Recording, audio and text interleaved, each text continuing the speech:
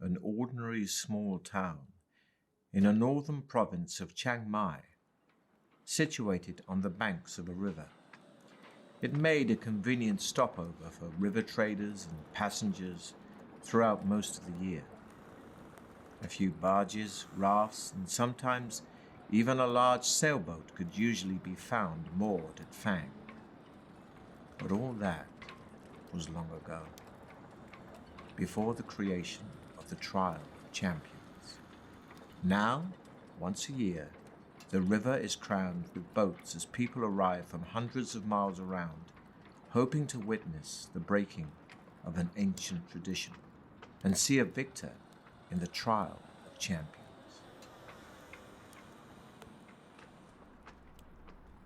Deep in the hillside, behind the town, lies a challenge created by a powerful baron of Fang called Succumvit, a labyrinth filled with deadly tricks, traps, and loathsome monsters from which there is only one exit. Each year, warriors and heroes come to Fang to face the Trial of Champions.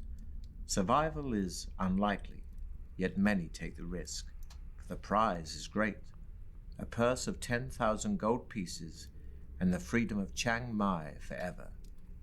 This year, you will attempt what has become known as the Walk, attracted to it for the simple fact that nobody has ever yet emerged victorious. In the morning, you see Baron Succumvit himself, with 5 others standing proudly in line, the violet scarves displayed for all to see. There are 2 bare-chested barbarians dressed in furs, a sleek elven woman with golden hair and feline green eyes, a man covered head to foot in iron-plated armor, with a plumed helmet and a crested shield, and another cloaked in black robes with only his dark eyes showing between the swaths of his black face scarves. A hush falls over the crowd as Baron Succumvit steps forward holding 6 bamboo sticks. You draw one from his outstretched hand and read the word 5th. The knight enters first. He salutes the crowd before disappearing into the tunnel. He is followed half an hour later by the elf, then a barbarian, and the dark assassin. Next, it's your turn. But before embarking on your adventure, we must first determine your own strengths and weaknesses. You have in your possession a sword, a shield, and a backpack for carrying provisions for the trip. You have been preparing for your quest by training yourself in swordplay and exercising vigorously. To see how effective your preparations have been, dice will be rolled to determine your skill, stamina, and luck scores. Or, if you wish to begin your adventure immediately, you can choose between 3 ready-made adventurers. Oh, we shall go for your stats. First, we'll roll for your initial level of skill. This reflects your sword skill and fighting expertise, and will be determined by rolling 1 die and adding 6. Ooh. Oh, as I mentioned to you earlier, you have a maximum of 6 rerolls between your skill, stamina, and luck.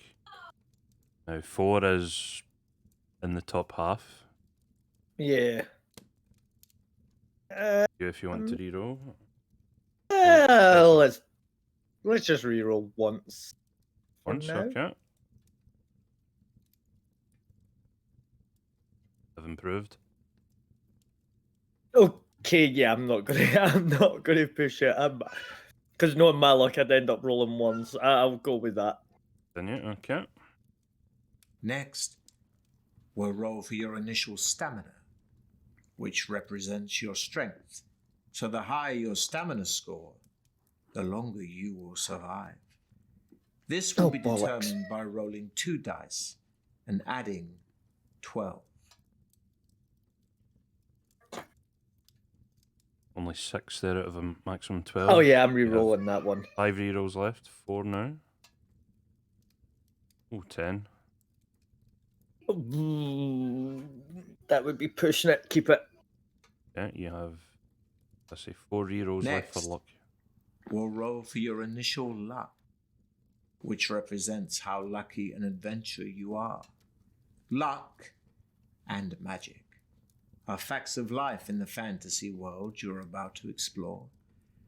This is determined by rolling 1 die and adding 6. Oh no. So would you like to re-roll on a 1 or leave us? We're re-rolling Okay, right so away, you boy. have 3 re-rolls left. Oh no. Not a 2. Oh come on, re-roll. 2 re-rolls left. 4. There's a very, very, very slight delay, by the way. You saw the dice before me. Fuck it. How many have we got left? Hold on, let me stop in it. No worries.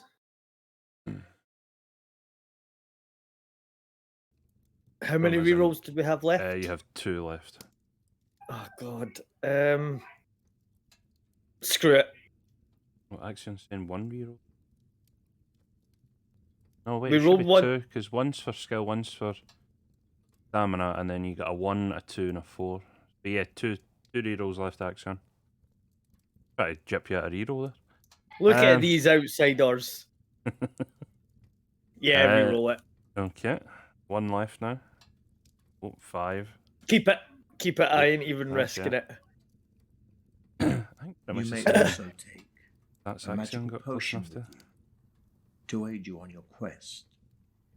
Each bottle of potion contains 2 measures, so can be used twice during an adventure.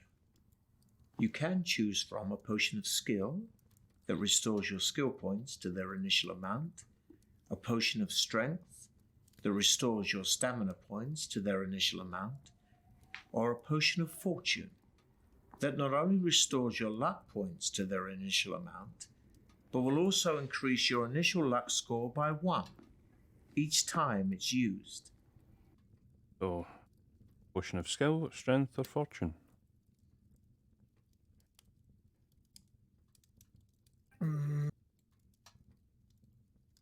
His condescending face right now. Yeah, you'll see a lot. Don't worry.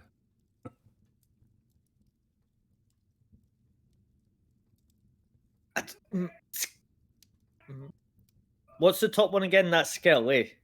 Skill for skill, strength for stamina, and fortune for luck. That's confusing as hell. The icons are mismatched, but go for the potion of skill. Yeah. Lastly, before you begin your quest, you are given You've enough already died. provisions for 10 meals. When you eat a meal, your stamina score will increase by 4 points. But don't forget, your stamina can never exceed the initial amounts you've just set. You have a long way to go, so use your provisions wisely. During your Right, adventure, this is the battle system part that we've already You are talked over, playing. so we'll do that.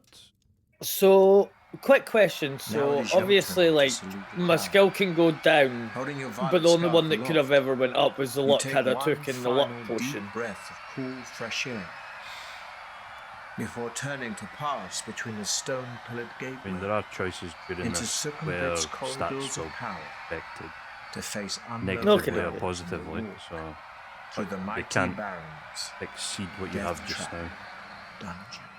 dungeon. Ooh. This might be a bit loud, everyone, just apologies in advance. Sometimes is. But it only lasts a couple of seconds, so...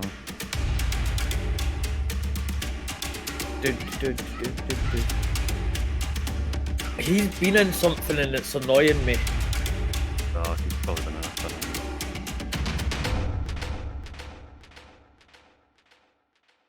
He looks so familiar. The clamour of the excited spectators gradually fades behind you as you venture deep into the gloom of the cavern. Large crystals hang from the tunnel roof at 20-meter intervals, radiating just enough soft light for you to see your way. As your eyes gradually become accustomed to the near darkness, you begin to see movement all around. Spiders and beetles crawling up and down the chiseled walls disappear quickly into cracks and crevices as they sense your approach. Rats and mice scurry along the floor ahead of you. Droplets of water drip into small pools with an eerie plopping sound which echoes down the tunnel. The air is cold, moist, and dank. After walking slowly along the tunnel for about 5 minutes, you arrive at a stone table standing against the wall to your left. On it, there are 6 boxes, one of which has your name painted on its lid. Okay, so as as I mentioned earlier, provisions and that you can take at any time. Just as he said, they'll increase or recover 4 points of stamina. The map you can see at any time, so this is your starting point basically. There will be disc save points all throughout. So, your first main choice, would you like to open the box or continue? Why am I nervous to even? Screw it, open the box. The lid of the box lifts off easily, and inside you find 2 gold pieces and a note written on a small piece of parchment addressed to you. After placing the gold in your pocket, you read the message, which says, "Well done. At least you had the sense to stop and take advantage of the token aid given to you. Now I can advise you that you will need to find and use several items if you hope to pass triumphantly through my Deathtrap dungeon. Signed, Succumvit." Memorizing the advice on the note, you tear it into tiny pieces and continue north along the tunnel, where you come to a junction. A white arrow painted on one wall points west. On the floor, you can see wet footprints made by those who entered before you. It's hard to be sure, but it looks as though 3 of them followed the direction of the arrow, while 1 decided to go east. So, choice, do you follow the majority and head west? Follow the minority and head east? Well, first off, there wasn't much on the notes, so I don't know why I memorised it and ripped it up into small pieces. This guy be tripping. And I will never follow the majority, so I guess we're going east. Going east. Yeah. Ahead, you can see a large obstruction on the tunnel floor. Although it is too dark to make out exactly what it is, the wet eastbound footprints you have been following carry on towards the obstruction. Go back to the junction and head west, or continue to the obstruction. Continue? Yeah. You see that the obstruction is a large brown boulder-like object. You touch it with your hand and are surprised to find that it is soft and spongy. To climb over the obstruction or slice it open with your sword?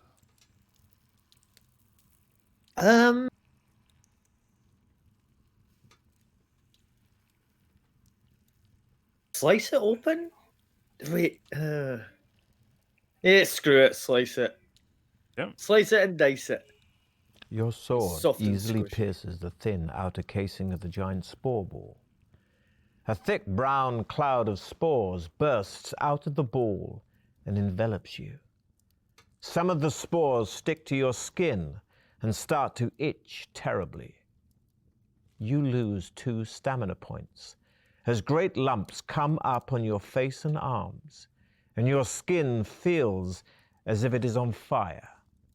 Frantically scratching your itching lumps, you step over the now deflated spore ball. Pressing on east, you turn left, which heads north for as far as you can see. The footprints you are following start to peter out as the tunnel becomes gradually drier, Soon you are beyond the dripping roof and the pools on the floor. You notice the air becoming hotter, and you find yourself panting even though you are walking quite slowly.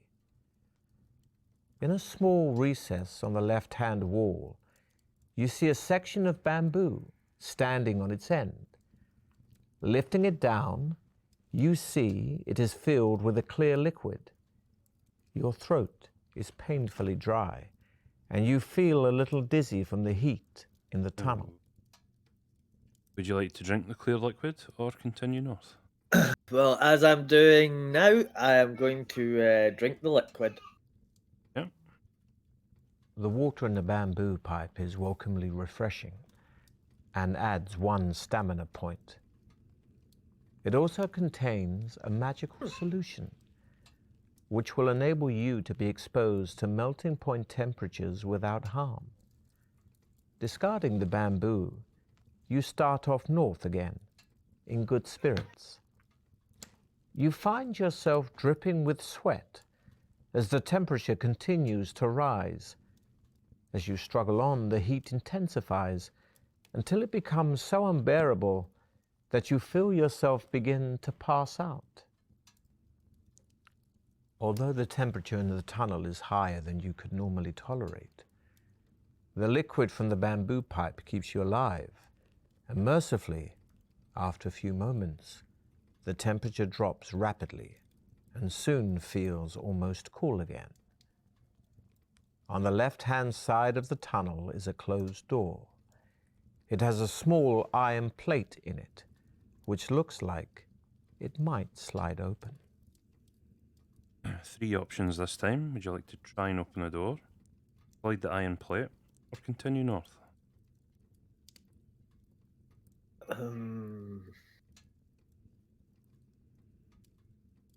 He's piqued my interest. I'm endeavouring. I either want to open. I could try opening the door, but then if there's a trap behind it,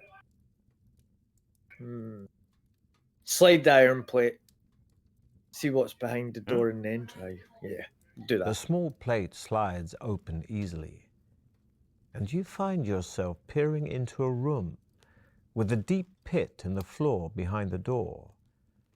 On the opposite wall, there is a coil of rope hanging on one of 2 iron hooks. Open the door, jump over the pit and take the rope, or continue north. Why does that seem far too easy? Oh, is it easy?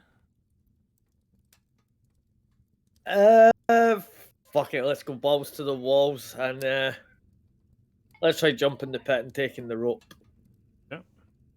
The door swings open into the room, and you step back and jump over the pit. You put the rope in your backpack and jump back over the pit to leave the room and head north. Ahead, you see that the tunnel turns sharply to the left. You turn a corner and almost bump straight into 2 fierce-looking orcs, armed with morning stars and wearing leather armor. You are totally unprepared for them and struggle to ready your weapons. The orcs roar. And as you draw your sword, one of them swings its morning star at you, which, thankfully, crashes into your shield, bouncing off harmlessly. The good The version. tunnel is too narrow for both of them to attack you at once, so you fight them I'll tell you after the fight. one at a time. Alright, so this should be first fighting sequence. Up. So this is how it'll look. So heat provisions is only when you've got The orc is strong, but you've slow, lost a lot of stamina. and you're So able to strike hard with your here you'll sword. see you've got 11 skill. The orc only has 5, so it's going to take a really good roll from the. Your orc. shield protects you from the orc's frenzied Ooh, attack, I've only just done that. while you're able to Kinda hammer like his that. leg. Yeah. So yeah, you are the white dice. bad guys. You Yeah. raise your die sword to and parry the shriek attack how many times that- and are able to kick the orc Flawless hard in the victory. stomach. Phew, we took a bit The of damage, first though. orc slumps lifeless to the floor. So you turn your attention. No, you don't. To the Still other. 21. And we'll take the second one. The orc is strong but slow, and you're able to strike hard with your sword. It's only if you lose you take damage, so Ah, right. Your shield protects That's you what I from was the saying. orc's frenzied Yeah, attack, high skill usually. while you're able to hack a at few its leg. fights. So Cool. not really much, so we can just You rush raise your through them. sword to parry the attack, flawless and are victory able part to two. kick the orc hard in the stomach. Yes, easy. Inside one of the orc's pockets, you find one gold piece and a hollow wooden tube. You put your findings in your backpack and set off west. As you walk along, droplets of water again start falling from the tunnel's ceiling. Heading west, you see wet footprints made by the same boots that you followed earlier. They lead to a closed iron door in the right-hand wall of the tunnel, but do not seem to go any further. Right. So what I was mentioning for when you met the orcs, I've seen 3 different outcomes there. Oh. So you got the good version where it just hit your shield. Uh-huh. I think Axion got an option where he either lost stamina or he lost 1 skill. And then when Kate did it last week, the Morningstar knocked her sword out her hand and she lost 4 skill for the fight. Oh, Jesus. So yeah, even though I have seen the endings and all this, there are Still some new sometimes stuff. different outcomes to things. So Nice. would you like to open the iron door or continue west? I mean, they say curiosity killed the cat, but the fact that the footprints don't come back out, I'm wondering if it's the right way to go. Open the door. The door opens into a large chamber, where you are shocked to see one of your rivals, who has obviously met a sudden gory death. It is one of the barbarians, and he is impaled on several long iron spikes that are fixed to a frame which has sprung out of the floor. A lot of debris litters the floor, concealing a hidden tripwire which he must have stepped on, releasing the spiked frame. In the far wall is an alcove, in which you can see a silver goblet standing on a small wooden table.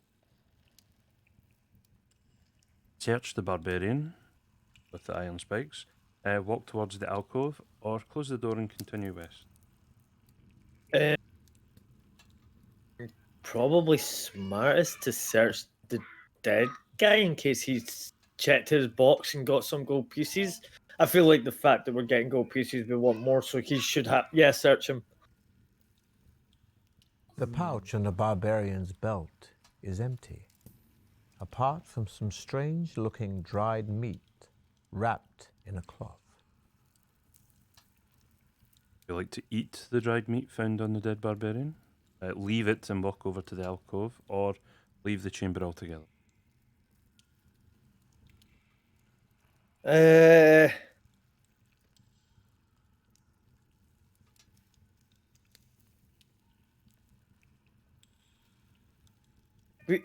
Were we on 21 or 22 health? 22 is your max. You can just do that. Right. So yeah, you're only missing 1 stamina right now.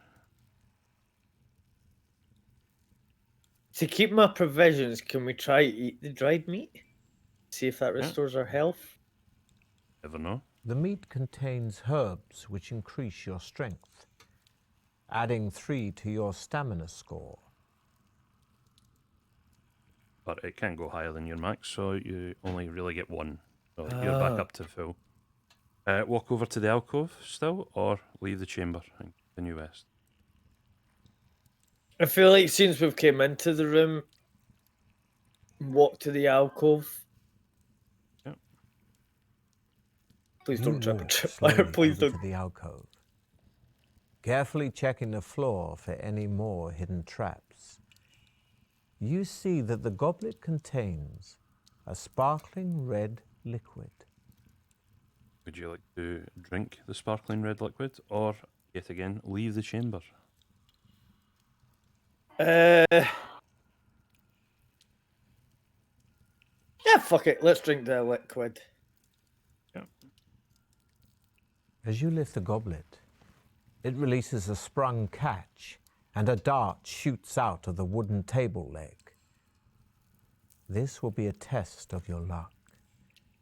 Oh, We'll roll 2 dice, and if the number rolled is equal to or less than your current luck score, you have been lucky. But if the roll is higher than your luck score, then your luck isn't in. Your reflexes are Thankfully, though, your sharp, luck is 11, so and you quickly jump you're aside. pretty good. The dart whistles past, only a just 12 roll will missing be you, unlucky for you and right now. thuds into the opposite wall. You see the goblet lying on the floor, and the red liquid running away in rivulets over the grey stone. At least the goblet may be of use. So you put it in your backpack, leave the chamber, and continue west. Never know what the red liquid was. The passage Dag soon nabbit. leads to a junction where you notice more footprints on the floor, possibly as many as 3 pairs, heading north from the south passage. You decide to follow them to where the passage opens out into a wide cavern, which is darker but much drier. Ahead, you see the footprints gradually fade, then disappear. There is a large idol in the center of the cavern that must be 6 meters high. In its head are jeweled eyes, each as big as your fist. On either side of the idol stand 2 giant stuffed, bird-like creatures. At this point of your adventure, I would just like to point out, so this is where you've been so far. huh. Just to point out that all roads do lead to here. So Right. this is the first main area. And also to mention that insta-kills are now available from here. Oh no! Don't. So with say that being said, would you like to climb the idol and take the jewels, or walk Yes. through? We are climbing the idol. The fact that on the right hand side we kind of have the jewels, and I feel like if we don't, I feel like the fact that you mentioned the insta kill. Although, what if the birds are real and they want to eat me? But you still want to climb the idol? Yeah. Yeah. The idol is very smooth and will be difficult to climb, but the rope you found earlier will help here, and you make it into a lasso. Oh, smart thinking. You whirl the rope above your head and throw it up at the idol, smiling happily as it lands around its neck. You then tighten the noose and start to climb, hauling yourself up the rope. You are soon at the top of the idol, sitting on the bridge of its nose and holding on to the rope. You draw your sword and wonder which jeweled eye to prize out first. Oh, would you like the left eye or the right eye? Oh, that's not very like. You would think that there would be something that like gave you an indication in some Would way, you shape, like the or left eye or the right eye? left eye. As you touch the idol's emerald eye, you hear a creaking sound below you. Looking down, you are shocked to see the 2 stuffed birds flying off. Their wings flap in jerky movements, but they are soon above you and look set to attack. You'll fight the flying guardians one at a time, but reduce your skill by 2 during this combat because of your restricted position. Which is fair. So you still have a +2 on the Guardian then. The Guardian good snaps roll. at you with its vicious beak, but you're able to smash the hilt of your sword into its outstretched neck. Coming at you with its 5 for the razor-sharp dice, so you win talons, again. you're able to swipe your sword, partially removing one of the Guardian's toes. And last attack on Guardian 1. Clawing Oh, at your leg with its That's a talons, loss. the Guardian rips Loses away two a stamina. chunk of your stamina. The crumpled God. form of the first flying guardian falls crashing to the floor. So you ready yourself to take on the second. Second Goddamn has the same pigeons. skill, so You lunge for That the is creature as a it flies tie. above you, So you but don't your lose sword anything. clangs into the statue. Neither of you are harmed. Back to it. You're able to grab the One. wing of the Guardian and send it crashing into the idol. It recovers, but you took some of its stamina. And third attempt. The Guardian snaps Good. at you with its Yep, vicious win for beak, you. but you're able to smash the hilt of your sword into its outstretched neck. Your final swipe dispatches the second flying guardian. You look down and see the crumpled bodies of the two flying guardians lying motionless on the floor. You start to prise out the idol's emerald eye with the tip of your sword.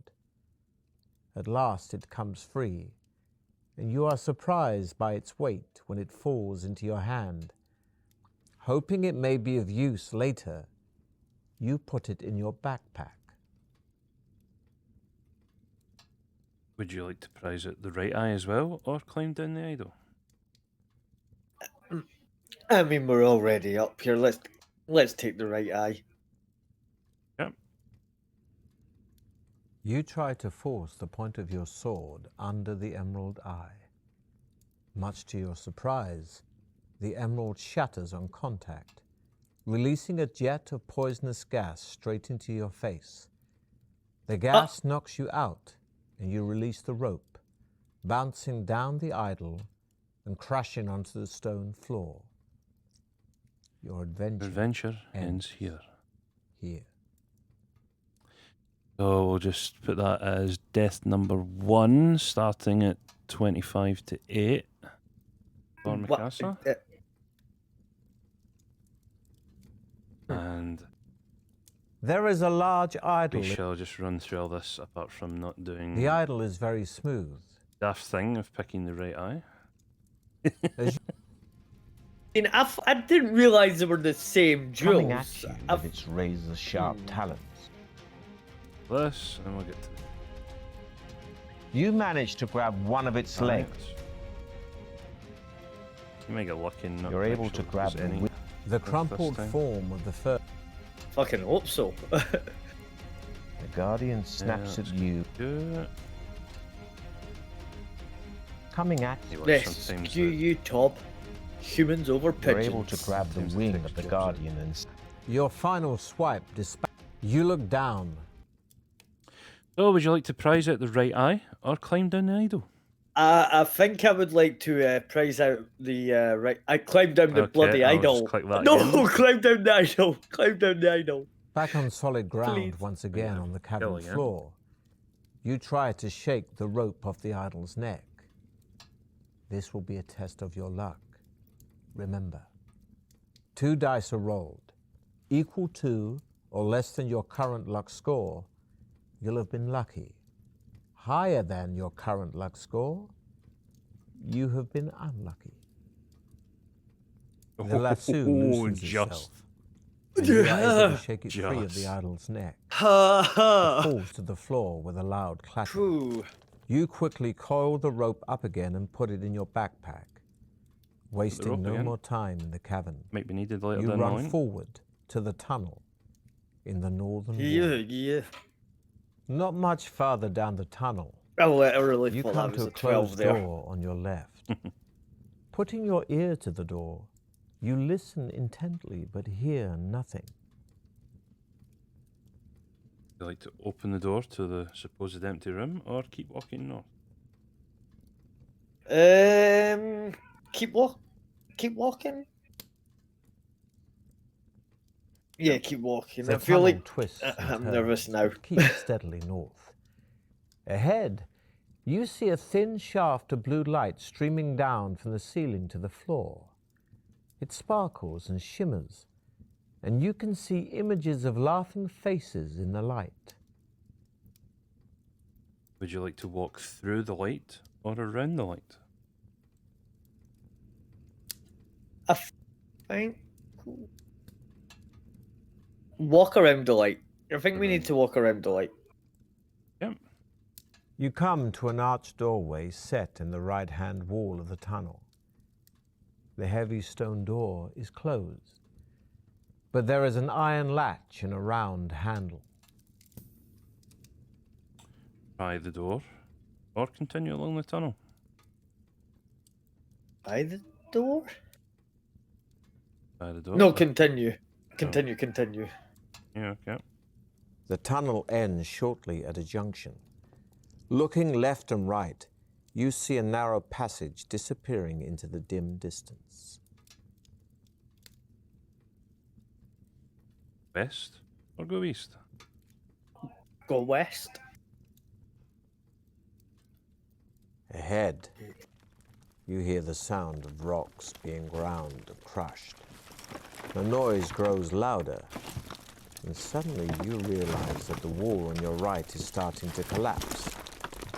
Terrified, you watch as a large, hideous, worm-like creature with a gaping mouth and powerful mandibles slithers through a hole in the wall. Its great jaws continue to crunch the rock as it turns its head slowly from side to side, feeling the cool air in the tunnel.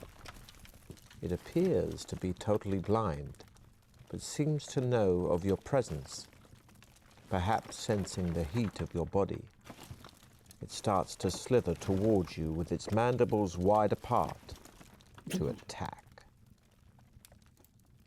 Bite the rock grub or run back down the tunnel. Head east. I'm hightailing it out of there. Run. Yeah. You walk down the passage and soon find yourself standing at the edge of a deep, dark pit. The passage continues east on the other side of the pit. You think you could probably jump over the pit, but you're not sure. There is a rope hanging down from the ceiling over the center of the pit. Would you like to throw your shield over the pit and jump after it? Jump over the pit carrying everything? Or reach for the rope with your sword and Indiana Jones over? Do you jump over a pit earlier?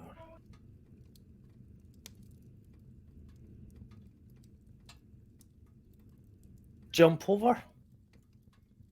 Okay. We've already jumped one pit. Taking a Let's step go for two forward, pits. you leap towards the edge of the pit. How lucky are you feeling? No. Rolling equal to or less than your luck score means you've been lucky, but a higher roll could cost you. Oh, no. Your armor and you're fine. sword weigh you down, but you just manage to land safely on the far edge of the pit. You waste no time and head east. The tunnel makes a sudden left turn and continues north as far as you can see.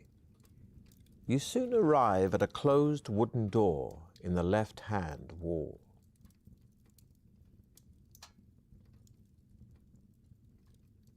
So this is where you've been. So after there you stepped over some doors. Did go this way, but hightailed it back. Jumped over the wee pit. And you're now there. Ran. Yep. So, would you like to open this door or keep going north?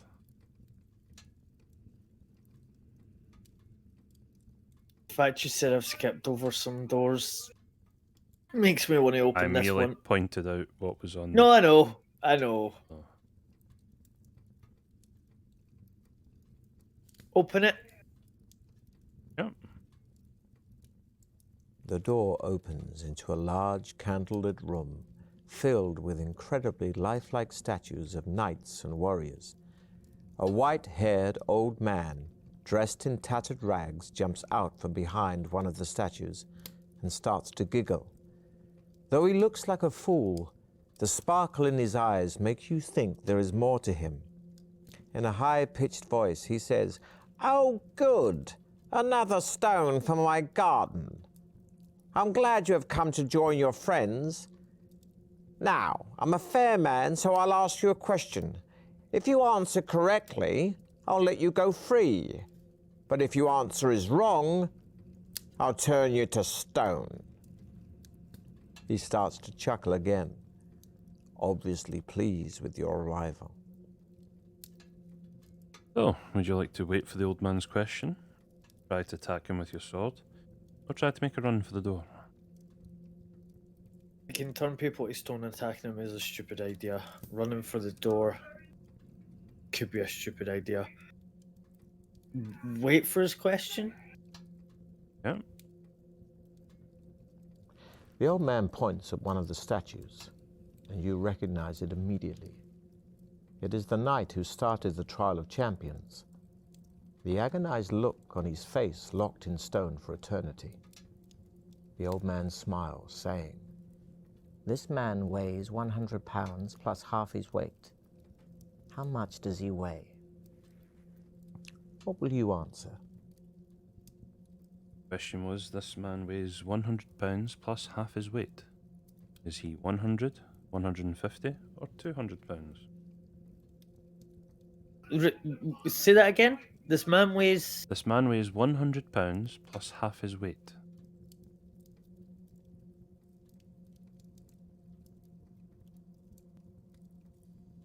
£100, 150, or 200 pounds?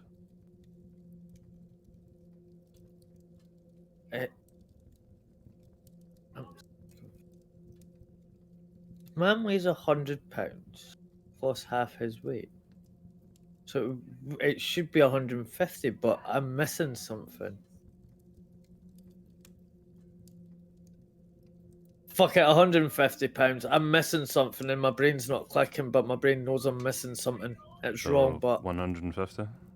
yeah.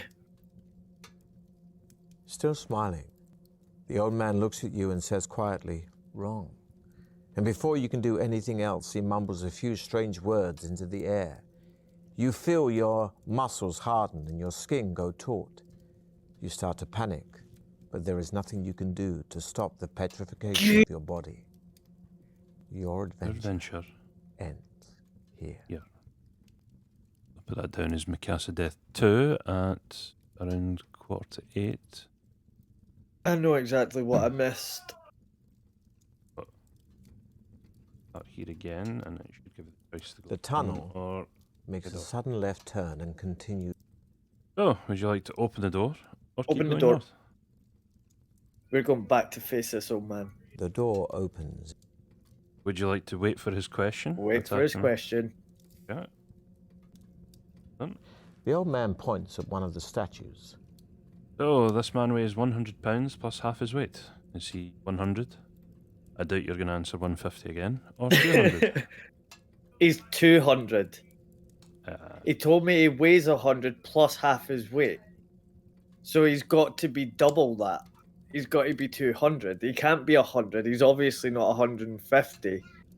He's just told me he weighs 100, but half of his weight. So he actually is 100 plus 100, so his weight is 200 pounds. That's... you've technically got the calculation right. You dwell too much on the first part of it. Huh. See if you take away the £100 at the start, half his weight, if he was 200, half his weight would be 100, plus the initial £100. But everybody gets caught up on the, he's £100 plus half his weight, so they instantly think it's 150. Which is what See, I did. did you as well? Still smiling, I knew I was getting something the old wrong. man looks at you and says, Well done, stranger. You have answered correctly. I wish you good fortune during the rest of the trial of champions. And to this end, I shall increase your powers which He then is mutters a few means more absolutely nothing because you're unintelligible still at words, 100%. and you feel a powerful surge soar through your body, Yeah, kind of was pointless. increasing your Mhm, skill, actually. stamina, and luck by 1. You're at Bollocks. full. You bid the old man farewell and leave his room to continue north. So you got it right, along but the for absolutely passage. nothing. Only a few Never- meters further down the passage, you see another closed door in the left-hand wall. The letter X is scratched into its center panel. Putting your ear to the door, you listen intently, but can hear nothing. Open the door or continue north. X to doubt, open the door. Yeah, open the door. Yep. The door opens into a large room. Looking around, you see an alcove in the west wall. In the middle of the room, sitting in the chair, is the skeleton of an armed warrior, possibly a contestant from years gone by. The skeletal fingers of its right hand grip a crumpled parchment. Would you like to take the parchment from the skeleton or walk over to the alcove? Oh, hell no, I know exactly what's going to happen here. Take the parchment. What are you expecting?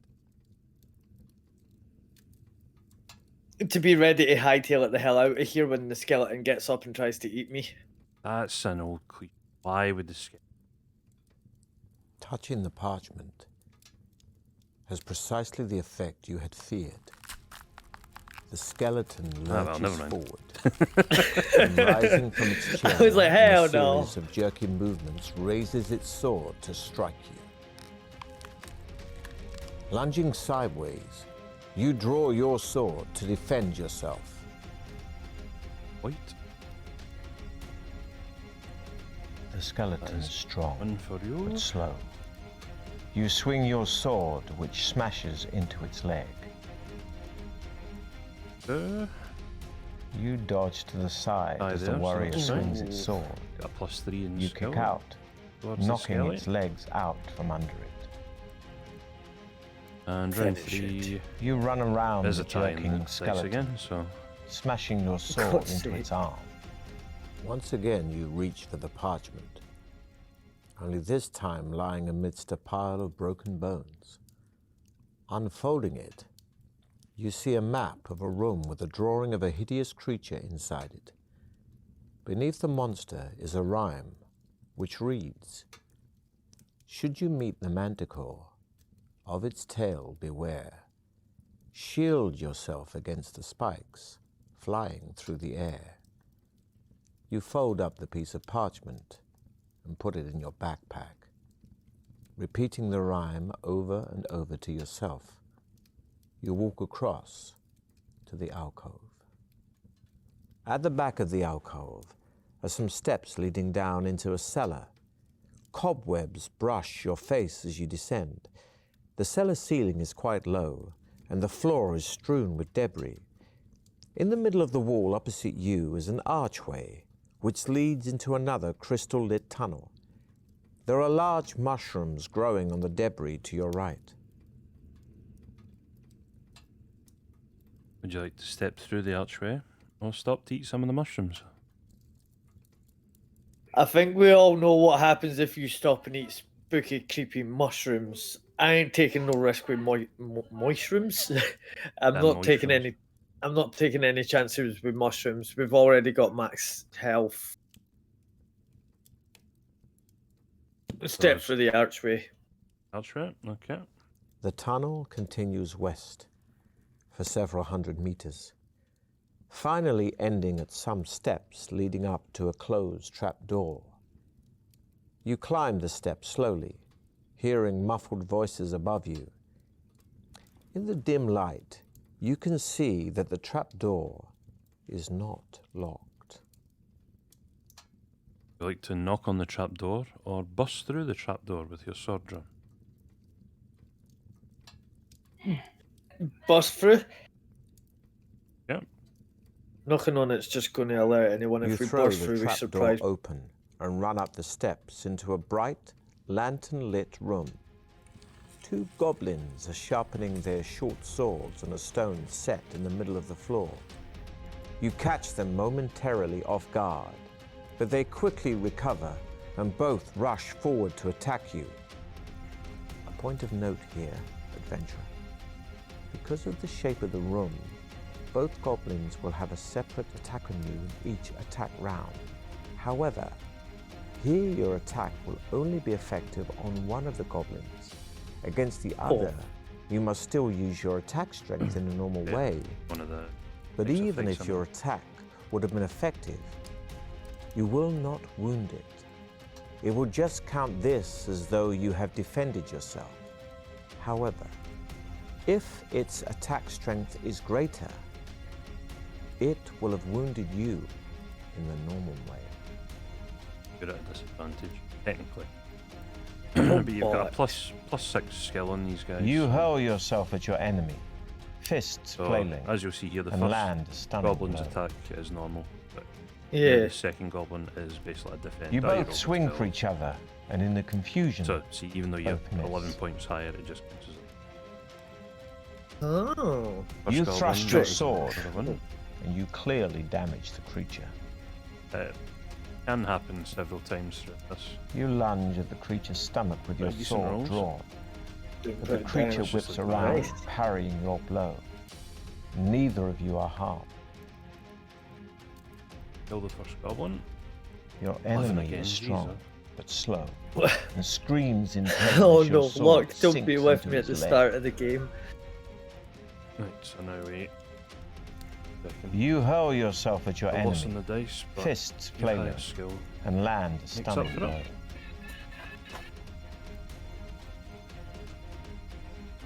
Take a sec, sometimes they die.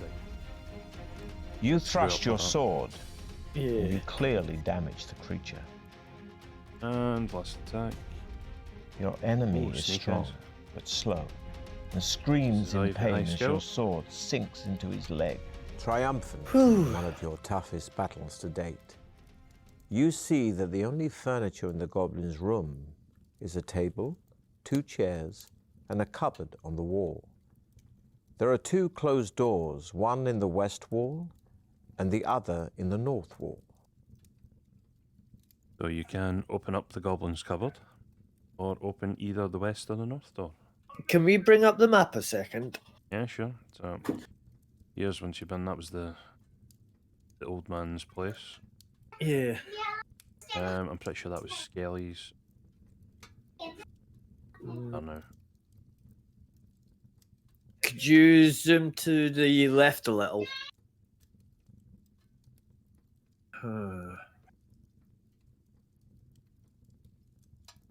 Go for the. Yeah, I think I know my choice.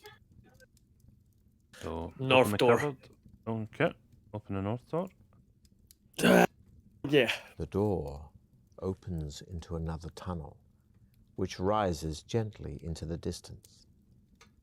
After walking uphill for a while, the tunnel levels out, and you soon arrive at a door in the right-hand wall, to which a withered hand is nailed. No. Open the door with the withered hand, or continue north. Right hand. Open the door. You enter a room in which a man in tattered clothing is standing chained to the wall by his left arm. And you see that his right hand is missing and realize that this must be the one nailed to the door. Pleading for mercy, he cowers Oh. back from you as far as his chains will allow. Would you like to cut this man free from his chains, or leave the room and head north? Sorry, my dude, you're in here for a reason. I got stuff to do. I need my coinage. I'm leaving the room. Really? Okay. There is an open pipe in the right-hand wall, Thought I was gonna die or about something a there. meter in diameter. It is too dark to see far down it. You shout into it and hear your voice echoing down the iron pipe until eventually the sound fades away. Roll down the pipe or continue north. basically, we do like exploring. Crawl down the pipe. The pipe is wet and slimy, but you crawl on into the dank darkness, slithering and sliding as you go. Suddenly your hand touches something hard and square, which feels as if it is made of wood. It rattles as you shake it, and you decide you must be holding a box. Roll back out of the pipe and examine this box that you have found. We'll press on further down the pipe, taking the box with you to examine later.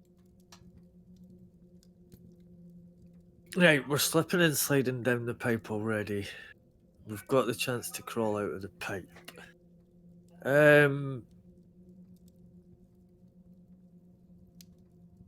In case we can come back down the pipe, we're going to crawl back out and examine the find. Yeah. Just in case we Removing slip the and slide box and lose the lid box. by the light of the tunnel, you find an iron key and a large gem. It is a sapphire. Placing the items carefully in your backpack, you gain 1 luck point and set off north once again. So, There is a new What you currently have? branch in the tunnel on your left, Huh. the emerald and from ahead Ido and you the see sapphire 2 from bodies lying on the box you just floor. did. You stop and peer down the new tunnel, but seeing no doors or creatures, you decide against walking down it. With your sword drawn, you walk over to the bodies of the 2 orc guards. At least one of your rivals in the Trial of Champions must still be ahead of you. A quick search of the bodies produces nothing, apart from a necklace of teeth around the neck of one of the orcs. Would you like to wear the necklace yourself or set off north without it? It's a loot drop. Take it. Take the loot drop. Wear it.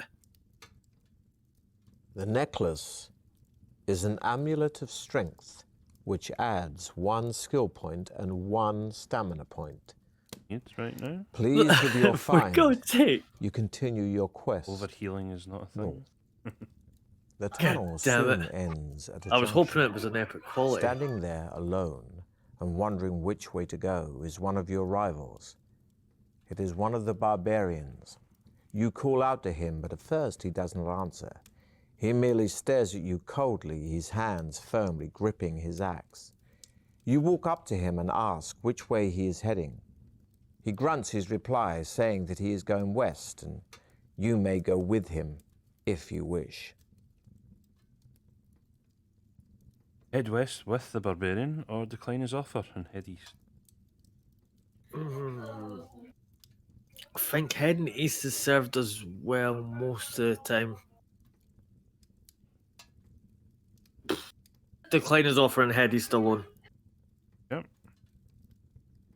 The eastern tunnel soon comes to a dead end. A piece of paper, brown and cold with age, is pinned to the end wall. Pull off the old piece of paper to see whether there's a message written on it, or hurry back down the tunnel. The fact it's given me the... Hurry back down the tunnel to join the barbarian. It's given us the chance to, so I feel like, yeah. Running down the tunnel, you soon catch up with the barbarian and tell him that the eastern passage comes to a dead end. He nods his head in silent understanding and sets off towards the west with you at his side.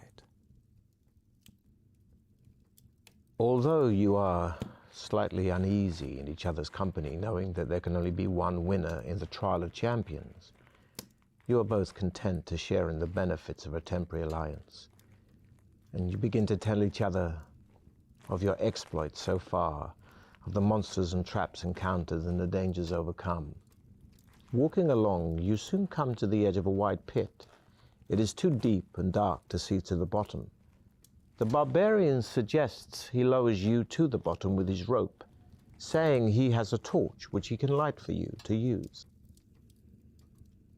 Accept the barbarian's offer, or you can offer to lower him down first, or suggest that you both jump over the pit instead. both jumping over the pit is not going to be a good idea, I feel. Lowering him down, I'm not going to be strong enough to pull him back. Accept the offer. Yeah. He should be strong You tie enough the to rope get me around back. your waist and take hold of the lighted torch given to you by Throm, as your barbarian ally calls himself. From Taking I'm hold of actually the nervous. slack rope, Throm lowers you slowly Sure. over the edge of the pit Oh. and down into the dark depths below. You can see by the light of the torch that the sides of the pit are extremely smooth. You drop about 20 meters before hitting the bottom of the pit. There, you see another tunnel heading north, and you call up to Throm and tell him of your discovery. He calls back, saying that he is going to tie the rope around a protruding rock on the edge of the pit and will come down and join you. You hear him climbing down, and soon you are together again. Throm retrieves his rope by shaking it off the rock, and you set off north along the new tunnel. On a stone ledge in the tunnel wall, you see two dusty leather-bound books. Throm grunts his contempt for the written word, urging you to leave the books and hurry on. So, would you like to open the red book, black book, or continue north? And is it red, black in casinos, or is it black that's bad in casinos? I know this is off on a tangent, but black? Open the black leather book. The book pages are sealed together, but a small hole has been cut out in the middle of them, just large enough to hold a small corked bottle containing a clear liquid. You show it to Throm, who holds up his hand, indicating that he does not want you to come anywhere near him with it. His distrust of things unknown is strongly evident. You like to drink the liquid, rub the liquid into your full health, open the red book, or leave the bottle and book and continue north. Right. I don't want to touch the red book, I know that, because rubbing the liquid is not a good idea. The fact that From refused the leave the bottle in the book. We're going north. We're trusting From is our boy. Yeah. The tunnel turns sharply to the right, continuing east for as far as you can see. Throm stops and tells you to halt as well. He turns his head slowly from side to side, listening. I hear footsteps coming down the tunnel towards us, he whispers. Draw your sword. You both crouch down to hide in the shadows, and not a minute too soon. For a moment later, you see the silhouette of two armed guards. Throm jumps up and dashes forward, screaming a loud battle cry. They are two cave trolls. Throm attacks the first one with his battle axe, and you run to his aid to attack the second. So this is a bit of a geeky boy, 10 skill to your You hurl yourself at your enemy, rolling fists snake eyes. flailing, and land stunning We blows. take it. The troll swings low, That's a loss, I'm afraid. crashing into your ankles, knocking you Ow. off balance. And last one is You drop to the ground, A1. So, sweeping away the minus 2 troll's for legs. stamina. It howls as its head hits the hard ground. You look to the left and see Throm standing over the cave troll he has slain. Blood is pouring out from a deep cut in his shoulder, but it does not seem to worry him. You search the bodies of the cave trolls, but find nothing apart from a bone ring on a leather cord hanging round the neck of one of them. The ring is engraved with a symbol which Throm recognizes. He explains that it must have belonged to druids of the north, and that an ancient talisman such as this will increase your powers if your body is able to accept it. Put the ring on or continue east?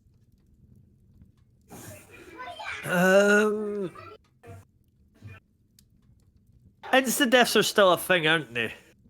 Oh, insta-deaths have been a thing for a while.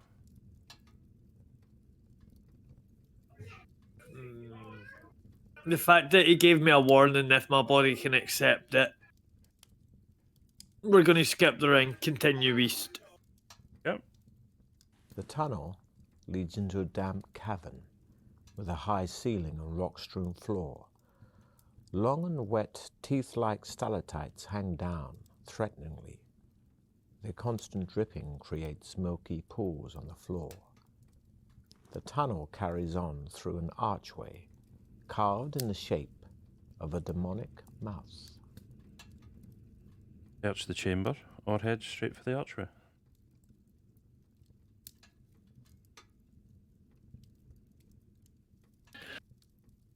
Go for the archway.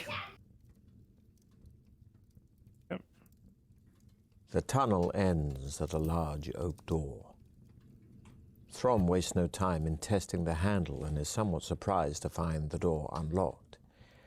He pushes it open and walks into a torch-lit chamber. Sitting alone on an ornate chair is a dwarf who bids you enter.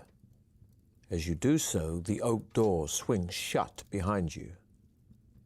"Adventurers, you have done well to get this far," says the dwarf in a deep voice. "However, as you both know, there can only be one winner in the Trial of Champions. As Trial Master, it is my duty to Baron Circumvit to let only the most able continue. Therefore, I must devise a test of wits and strength to eliminate one of you. Please do not attempt to dispose of me. It will be utterly pointless, for, as you can see, there is no obvious way out of this chamber, and only I know where the hidden exit lies. Now, if you would care to decide between you who will go first, I shall make the necessary preparations." You look at Throm, suddenly angry that your effective partnership might come to an end. He leans over and whispers in your ear that you should try to kill the dwarf and worry about the exit later. Do we join Throm in attacking the dwarf, or do we persuade Throm to go through with the tests? The fact that the dwarf gave us a warning that it would be pointless to kill him, we're not going to join. We're going to persuade Throm to go through it. Our friend will listen to us. You tell Throm that there is no point in killing the dwarf, as you will never find your way out of the chamber alone. You argue that an opportunity of tricking the dwarf might arise later, once you have found the exit from the chamber. So you intend to go through with the dwarf's test. You tell the dwarf that you are ready, and he beckons you to follow him, telling Throm to wait for his return. A secret door opens in the chamber wall, and you follow the dwarf into a small circular room. He closes the door behind you and hands you 2 bone dice, telling you to throw them onto the floor. You roll a 6 and a 2, a total of 8. The dwarf asks you to roll them again, but this time you must predict whether the total will be the same, less, or more than the 8. Oh, you like to guess less, more, or the same?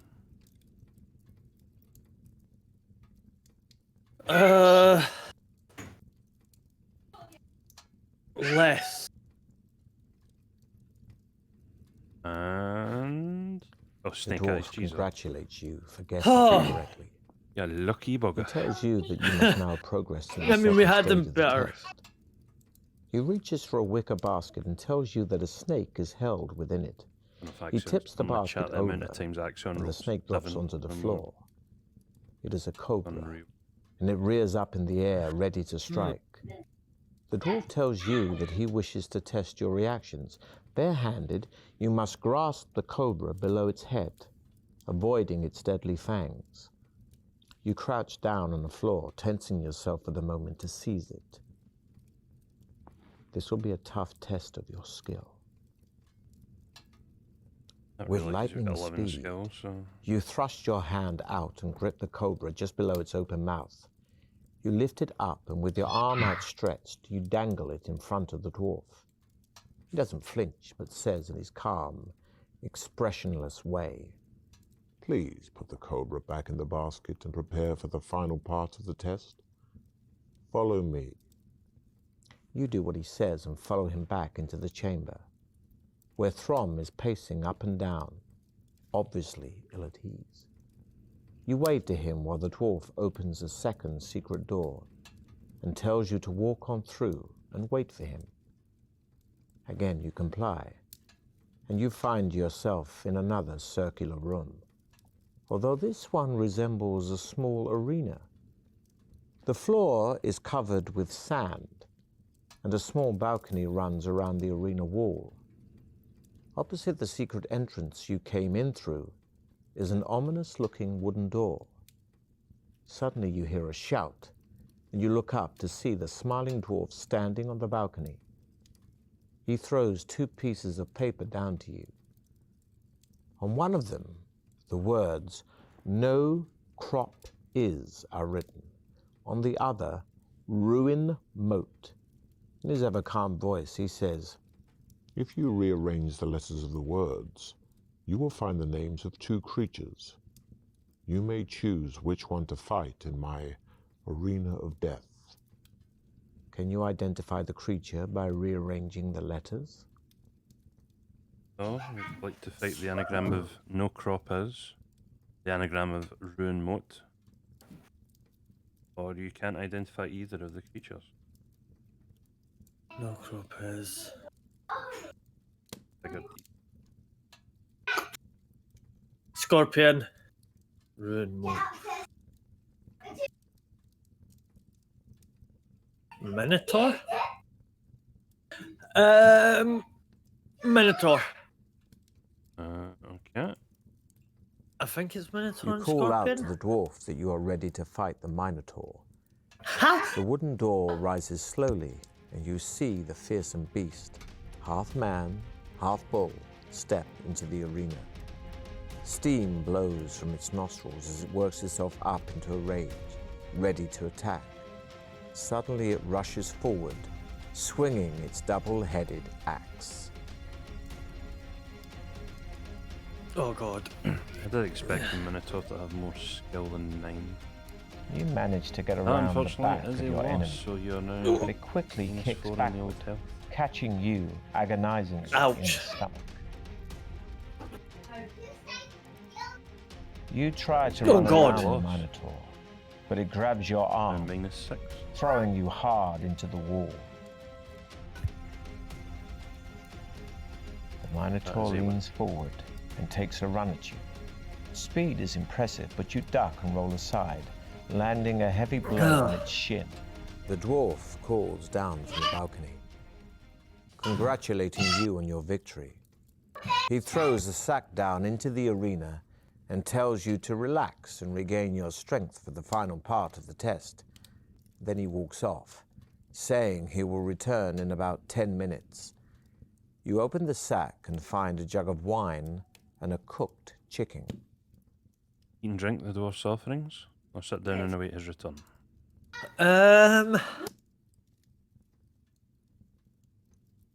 The dwarf has basically told me just to listen to him, so I think we're going to trust the dwarf. And we're going to eat and drink, and that way we'll still be also sitting and waiting for his return. So yeah, just eat and drink. The food and drink are excellent, and you feel much better, gaining 2 more stamina points. Fully satisfied, you sit down and await the dwarf's return. After about 20 minutes, the dwarf reappears on the balcony. He calls down to you, saying, Well, I do have an interesting problem on my hands. Prepare to fight your next opponent. The wooden door rises once again, and you are surprised to see a familiar face. It is Throm. He is cut and badly bruised and doesn't seem to recognize you. He is clearly delirious as he staggers forward with his axe raised to attack you. The dwarf laughs and says, The cobra bit him, but he has the strength of an ox and managed to carry on, even though most men would have died.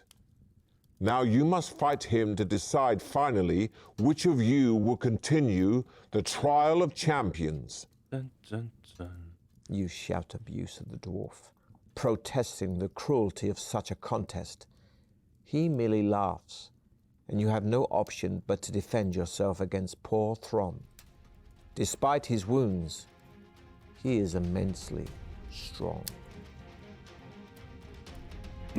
Well, 10 skills, so what has to be... You hurl yourself at Throm, fists flailing. And land After a this one, I'll stunning need to blow take like on a his short chin. 2 minutes.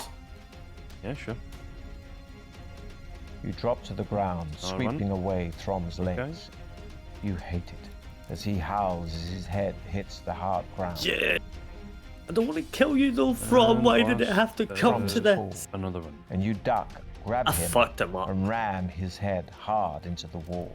Exhausted by your long duel, you fall to your knees as you stare at Throm's still body. A bitter loathing for the dwarf fills your heart. Somehow, you will avenge Throm. Engulfed in your hatred, you do not notice the dwarf enter the arena until he is standing right in front of you, a loaded crossbow aimed at your chest. I know what you are thinking, He says calmly. but remember that only I know the way out of here. Get up. It's time for you to leave. Once on your feet, the dwarf indicates that you should walk ahead of him. Back in the chamber, he crosses over to the northern wall and pushes against one of its stones. A door-like section of the wall swings out, opening into another crystal-lit tunnel. With his crossbow still aimed at your chest, the dwarf smiles, saying, Good luck. One last choice before you go for a quick break. Will you walk straight into the tunnel or swing a punch at the dwarf? Got to be... Walk straight into the tunnel. I ain't taking the risk. Not up against a man The with a loaded tunnel. crossbow. soon divides into two. You hear a buzzing sound coming from the western branch. You want to take a wee 2-minute break? Yeah, be right back. No Just gonna worries. say goodnight to the kiddos and stuff. Fair enough. Oh, perfect timing. Dragon House, cheers for the follow, much appreciated.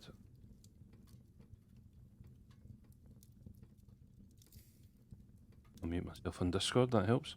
Hope everybody's enjoying tonight's stream. We are running the Deathtrap dungeon once again. This time our contestant is Mikasa. Sure most of you know who he is.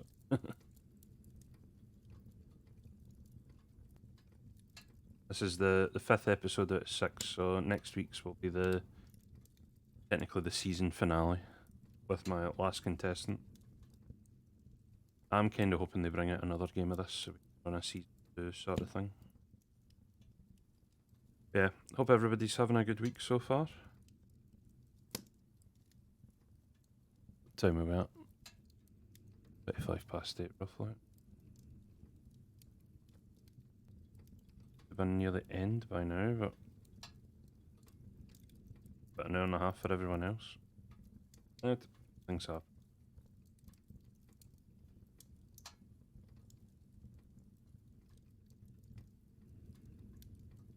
We may not get the full ending tonight, which probably have to show Mikasa the ending off during the weekend, probably.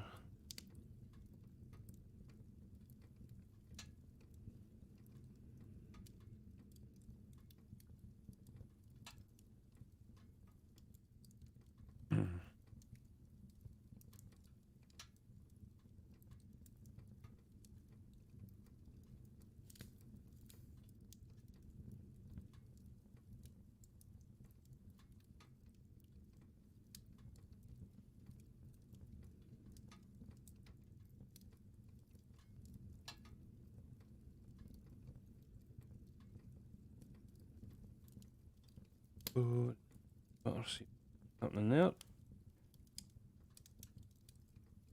Anyone been up to much this week? Once Mikasa's back, I will on them. G. Fair enough, Claire. No worries. Hope everyone's alright with you.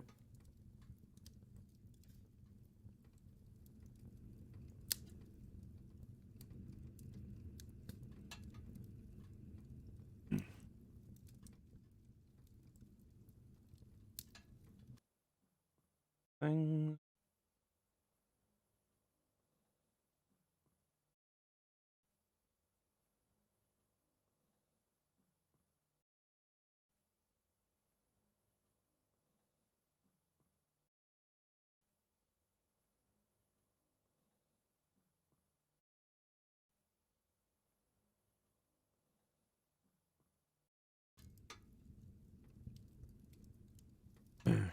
Okay, items. Fix today, so I'm happy. Ah, fair enough. Day off work also, so can't complain. I'm off Friday again, so figure out if I'm during the day on Friday. As far as I'm aware, my schedule right now should be Stardew tomorrow because I missed it yesterday. I think it's Evo on Friday and then Minecraft with Rob and Glenn on Saturday. I think that's what I've got planned so far. I might chuck in a early Friday stream if I can find something to play.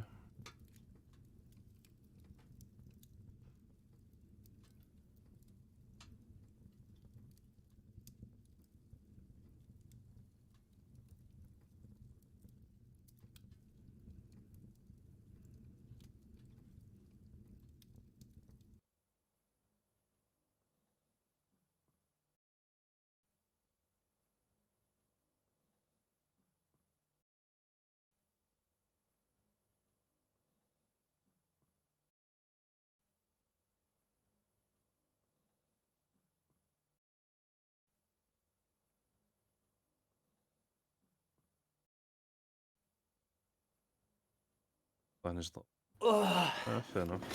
I'm back, sorry. Had to just quickly take a call from me mother. Yes, I was informed of that during the chat by your better half. Yes, the one who keeps everything running for me, thankfully. Right, Right, so there was a buzzing noise to the west of you now. So would you like to walk west to investigate? Or continue north? This is where the fight was, basically. Or the fights. right. And that's the pit you went down. Place you didn't through. And this is where so west or north? Let's go see what's the noise. There is a large panel of glass in the left-hand wall of the tunnel. Through it, you can see a bright, torch-lit room teeming with giant insects of every possible description. Bees, wasps, beetles, ticks. Even the mites are over 6 centimeters long. The noise is threatening. In the middle of the room, a jeweled crown lies on top of a small table. What looks like a large diamond is set in the middle of the crown. Break the glass and try and snatch the crown. Continue west. Or head back and go north. So wait, continuing west just takes us past this. Yes. This is the room. Yeah, I'm not smashing that because I'm not getting stung by. western. I'm not getting stung by bees and everything. That's I might be I might take an anaphylactic reaction. So we're going to continue west. Yeah. Ahead, in the far distance, you hear the sound of slow footsteps coming towards you. Unsure of who or what might be approaching, you look around for a place to hide. You see a large crack in the tunnel wall which lies in shadow. Stand your ground with your sword drawn, or hide in the shadows.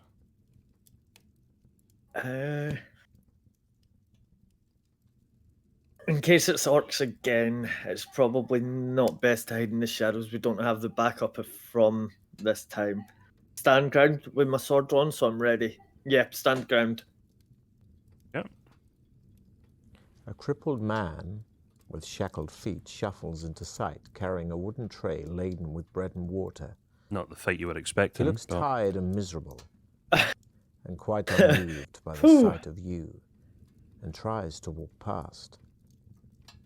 talk to him, take the bread and water off his tray, or offer him some of your provisions. It's an old man. I can't take him. I can't take his bread and water. Snow melted. Yeah, most of the snow will be melted. Talk to him. Oh, okay. He looks at you warily when you tell him you are a contestant in the trial of champions. You ask him what he is doing in the tunnels, and he replies, rather reluctantly, that he is a servant of one of the trial masters, Baron Circumvit's appointed controllers of the sections of his dungeon. After chatting for a while, he admits that he would like to escape, but no one is allowed to leave the dungeon in case they reveal the secrets of its construction. He tells you that he hopes one day to bribe his way out, and that for 1 gold piece, he will tell you where some treasure is hidden. Pay for the old man's advice, or wish him well and continue west.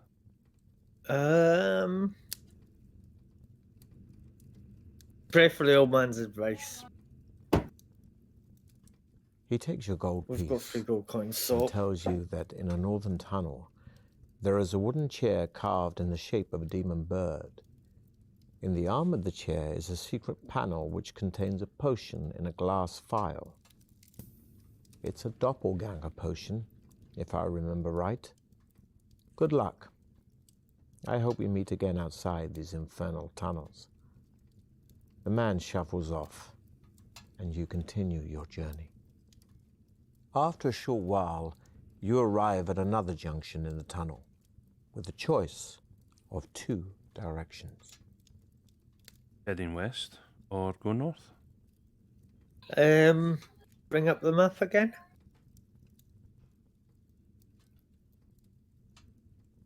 So you met the guy along here, and this is north or west? Okay, it's just saved. So I'm assuming to keep heading west is going to keep us going, and it's probably going to be the direction going north. Yep. Set back in the arched alcove in the tunnel wall, you see an ornate wooden chair Oh, not more carved in birds. the shape of a demon-like bird of prey. Sit in the chair, or keep going north? Oh wait, sit in the chair. That's what the old man just said, isn't it? Remembering the old man's advice, you search the arm of the chair for a secret panel. You find an almost invisible crack in the arm, which you start to press and squeeze. Suddenly a tiny panel springs out of the arm, and you see a glass phial lying in a cavity. You pick it out and read the label. Doppelganger Potion, 1 dose only. This liquid will make you assume the shape of any nearby living being. You place the strange potion in your backpack and continue north, where the tunnel starts to slope downwards and finally comes to an end at a deep pool enclosed by the tunnel wall. There does not appear to be any way of traveling further north. You turn around and walk back down the tunnel, passing the wooden chair, where you soon arrive at the junction and turn right to head west. The tunnel turns sharply to the right and continues north for as far as you can see. There is a door in the left-hand wall which is ajar, and you hear someone cry for help from the other side of it. Open the door where you heard the cry, or continue north? Open the door. The door opens into a small room with a straw-covered floor. There is a large draped cage standing some 2 meters high in the center of the room. A cord fixed to the top of the drape runs through an iron ring in the ceiling and hangs down to the floor. Pull the drape up, or leave the room and continue north?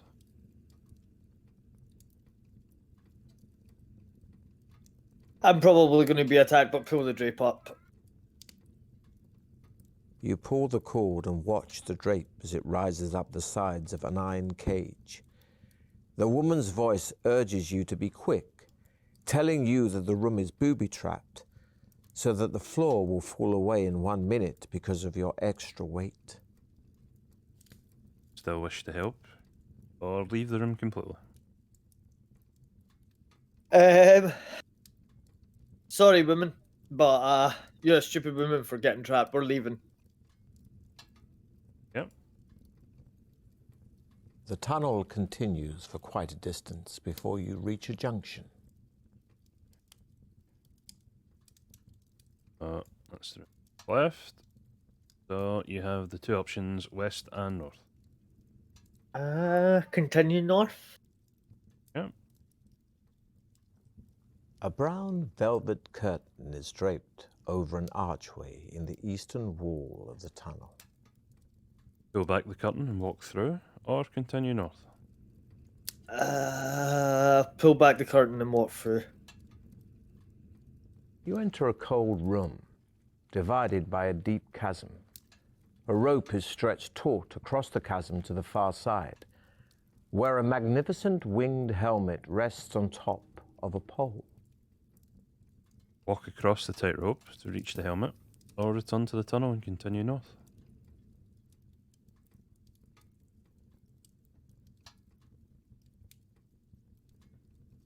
Return to the tunnel.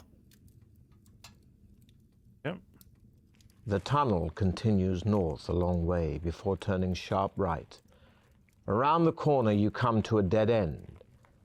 Only the mouth of a wooden chute in the wall offers any hope of further progress. You decide to take a chance and climb into the chute.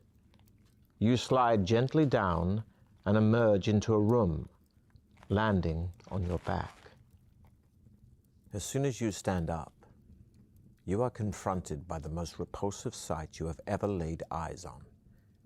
There in front of you, wallowing in a circular pool of fetid slime, is a bulbous creature too horrible to be believed. Its body is green and covered all over with fearsome-looking spikes. Its face is a mass of crimson blisters, one of which suddenly bursts to reveal yet another of its sinister, all-seeing eyes. A narrow path runs around the edge of the pool and leads into another tunnel in the far wall. The blood beast flops around awkwardly in its pool, and the smell of the poisonous fumes makes you retch as gas bubbles break the surface and contaminate the atmosphere.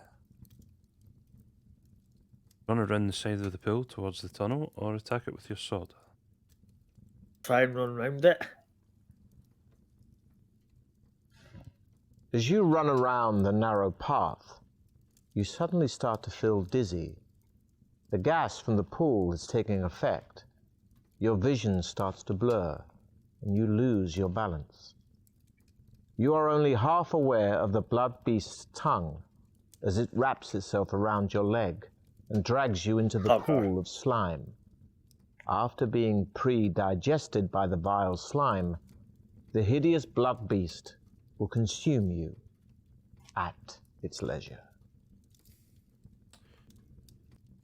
Your adventure ends here. That is Mikasa Death 3. God damn Roughly it! about 20 to 9. So, apart from where we are. The tunnel continues for quite a distance before you reach a junction. We'll just go through that bit again. A brown velvet curtain is draped. North. As soon as you stand up, Go run around the Attack side it. of it or attack it. Yes. as you make a lunge at the blood beast, you suddenly start to feel faint. The gas rising up from the pool is highly toxic, and you slump to the floor, unconscious. Let's see if you had a lucky landing. The blood beast is too bulbous to climb out of its pool, but its long tongue whips out and tries to wrap itself around your leg. Fortunately, you have fallen beyond its reach. The air at ground level does not contain any of the poisonous fumes, but you wake with a pain in your throat. You cover your mouth with your sleeve so that you can breathe through it and decide what to do. Run around the pool towards the tunnel or attack the blood beast with your sword. See, running around's not going to do anything, but attacking's not going to attack it again. You lunge at the blood beast, trying to avoid the tongue which flicks out to grab your leg. Are you quick-footed enough? Let's test your skill to find out. You react quickly and manage to cleave the blood beast's outstretched tongue with one swipe of your blade. The beast screams in pain and hurls itself forward to try and clasp you between its blood-filled jaws. This will be a fight. Very much so, as it has 12 skills, so you need lucky The rolls. blood That is not beast's one of tail them. whips around you. You duck, but You're not at quickly minus enough, 6 health. and it punctures your arm deeply. Shoot. Back to Breathing loss as heavily well. during your fight, you begin to succumb to the toxic gas and fall, cracking your head on the floor. The creature I wish you launches get its 1-1. head out of the pool in front of you and reaches for you with its mouth. You plunge your sword into one of its many eyes. It shrieks and backs away. The blood beast reels from your blow. A lucky blow, maybe. Let's roll for it. Unknown to you, the blood beast has only one weakness: its real eyes. More by chance than by design. Your blow smashes into one of them, and the blood beast immediately slumps back into its pool. After a few massive convulsions, it sinks beneath the oily surface of the pool.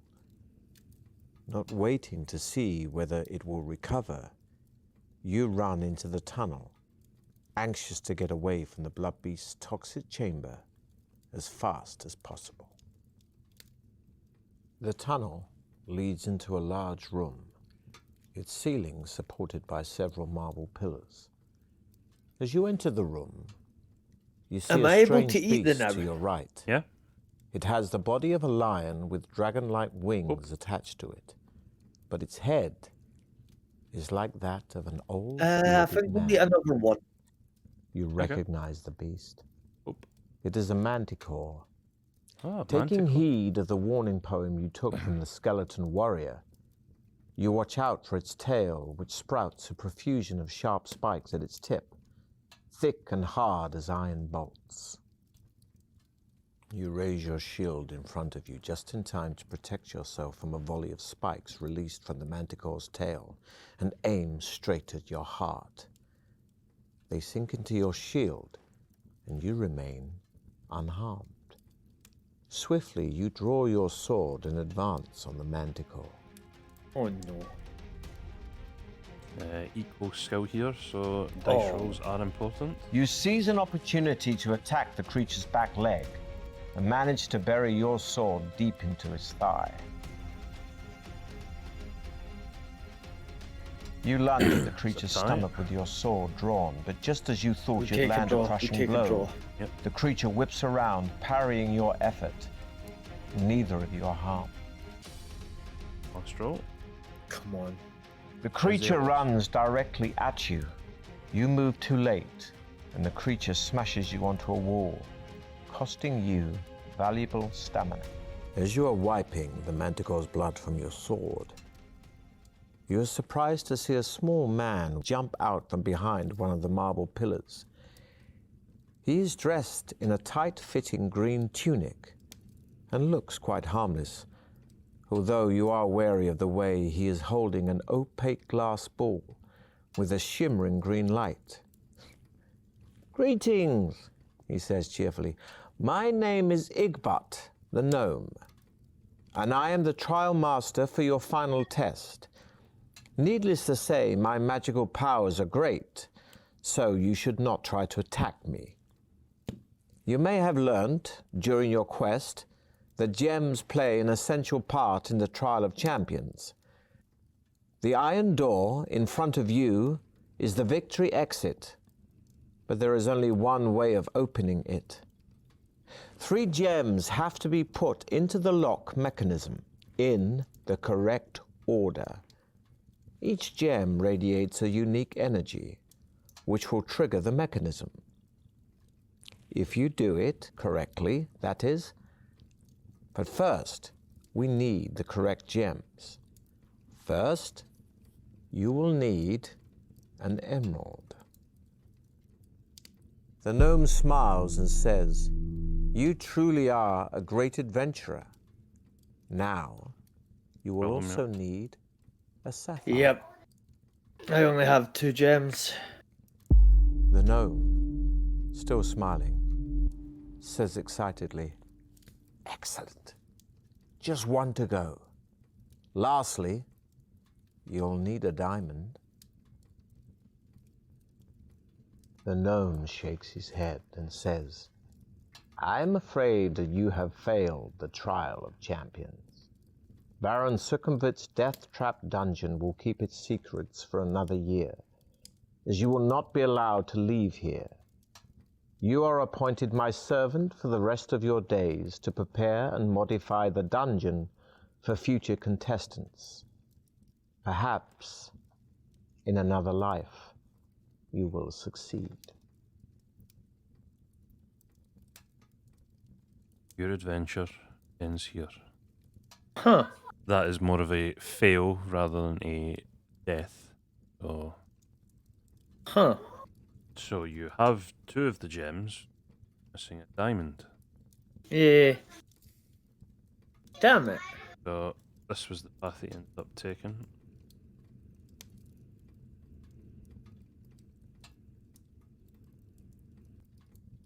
So the real question is now, how far do you want to go back to start looking for the diamond? See, the Granted, thing is, it has to be past here because that's where you get the sapphire. Well, I suppose you can start anywhere. If you remember, this is where you get the emerald, and that's where you Yeah. get the sapphire. You pretty much go anywhere. So it depends how far back you want to go, or where else you just want to check. See, I can't even think of, like, there's so much I chose not to do, like, from this. Go to, I guess we could go to the save point just up to the left. This one. Yeah, we've got 2 different ways we could go here, but The tunnel continues. So head west into the new tunnel. yeah. Ahead, you see that the tunnel turns a corner, beyond which it continues north. You stop before the corner, startled by the sound of high-pitched voices, whispering and sniggering. Draw your sword and look round the corner, or walk back. Draw my sword. You peep around the corner and see two small creatures running away from you. Both are dressed in baggy clothes and wear pointed floppy hats. They are mischievous leprechauns. Goddamn leprechauns. Follow the leprechauns, or walk back to the junction. Leprechauns never bring anything good, so we're going to walk back to the last junction and head north. Well, that kind of just takes you. Still have. Head north. Yeah. A brown velvet curtain is nice. draped over an archway That way, in just the had eastern wall of the the helmet tunnel. option. What, this way? Yeah. Damn it. Oop. Let's walk across the tightrope and see what happens. Testing every last drop of your skill, you step nervously onto the rope, not daring to look down. Halfway across, you start to panic and lose your footing. It's always when Walking we're on a rope halfway. like this requires skill. Well, test yours. As you fall, you manage to grab the rope with your hands. Slowly, you haul yourself over to the far side and scramble up onto the floor. You lift the helmet off the pole and put it on your head. It has been made by a highly skilled ironsmith and increases your skill by 1 point.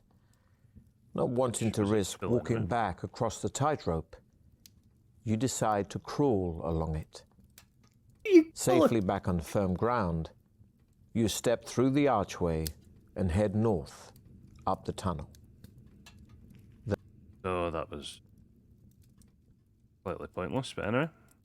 So, Yeah. how more further back do it? See, like, there's going, like, a way back to, like...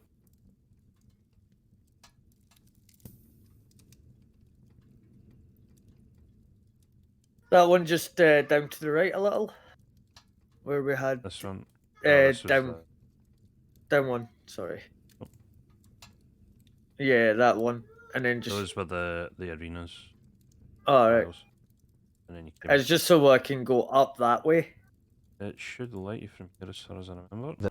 The tunnel soon divides. Yeah, walk west, investigate who or what is making the noise. Continue or north. The tunnel leads into a dark chamber covered in thick cobwebs. Clawing your way through them, you trip over a wooden casket. Open the casket or continue north? Probably going to be a skelly boy in it, but we're opening it. The casket opens easily, and inside there is a black velvet bag containing a large pearl, gaining you 1 luck point. After putting the pearl in your pocket, you press on through the cobwebs. You reach the far wall of the chamber damn Not it. what we're after, and but see you know. 2 Dang doors. it. You can open the door to your left or the door to your right. Same room, so Eeny, meeny, Left or miny, right? mo. I'm left-handed, so we're going left. As you touch the door handle, it goes soft in your hand. And when you try to pull it away, you find your hand is now glued to the handle. Oh, A giant fist then forms in the center of the door panel and shoots forward, punching you in the stomach, costing you 1 stamina point. The fist retracts and prepares to strike again. With your free hand, you draw your sword and try to cut the handle off the door. Although you Cut do my not hand off. recognize it, you are being attacked by the fluid form of an imitator. With 9 skill. Oh, Jesus. It's a tight space, but you swing your sword and take a good chunk out of the protruding arm. Victor.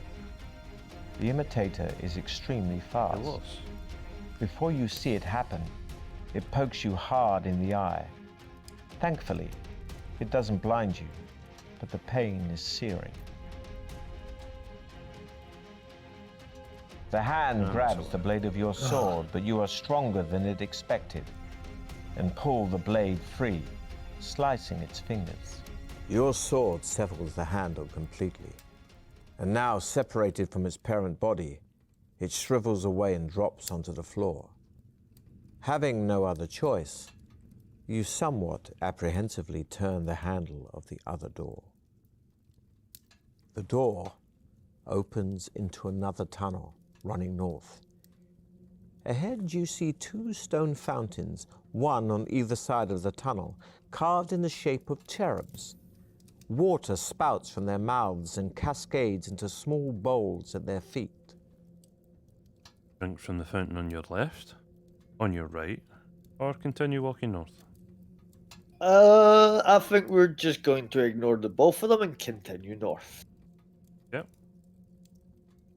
I ain't trusting Leaning no fountains with against the cherubs. left-hand wall of the tunnel, you see a pair of bamboo stilts. They are securely chained, and you see a label attached to a padlock, which reads, "The price of these stilts is 1 gold piece. Place the coin in the slot to release the lock." By the By stilts? the stilts? Or okay.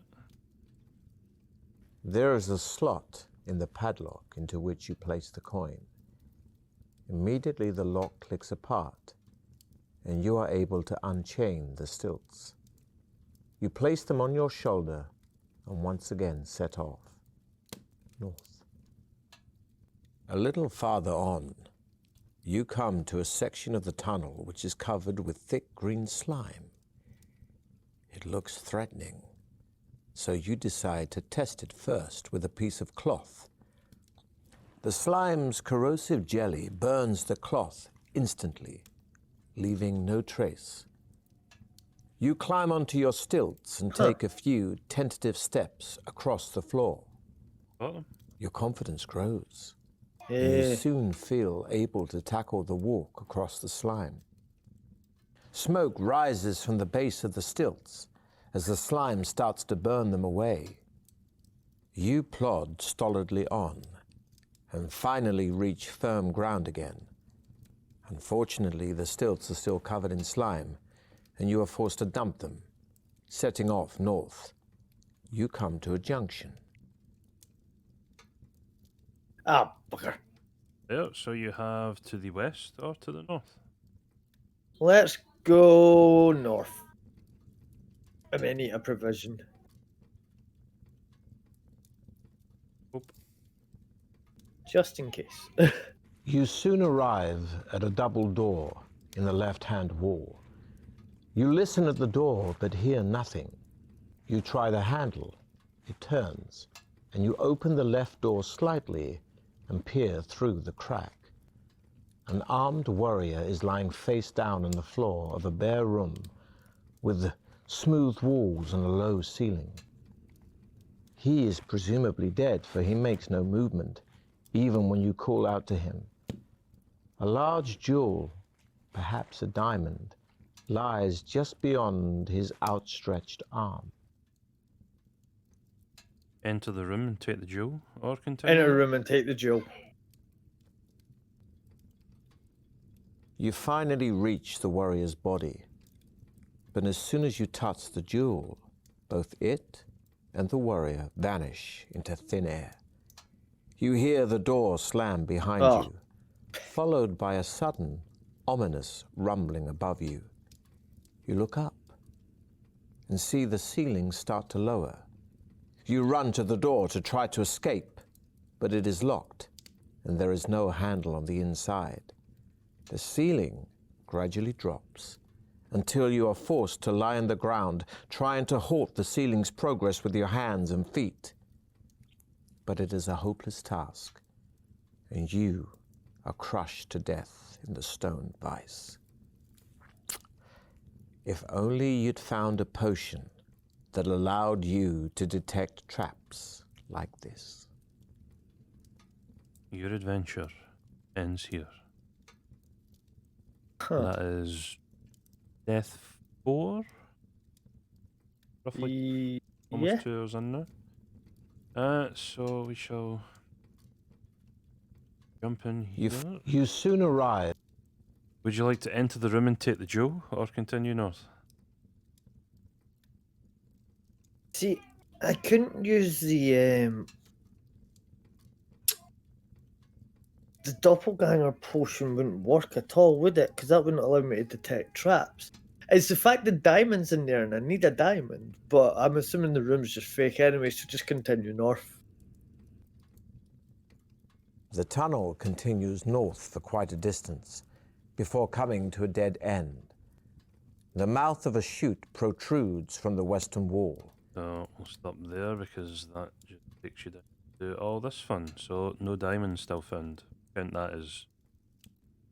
Probably should have counted this one that we went to, but we'll count this as Yeah. 2. So, Huh.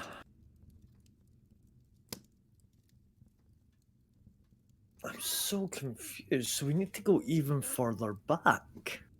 I will let you choose for a little while, and then probably with the last half hour to go, I will show you the proper thing. I'm trying to remember where we've made choices, where we've skirted things. Like, what was some early choices? There was These one. are the early choices.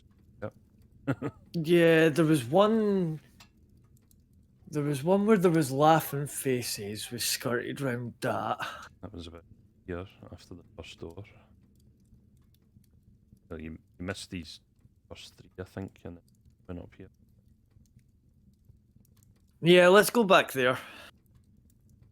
We'll go in all the rooms round there, and then we'll also. Yeah.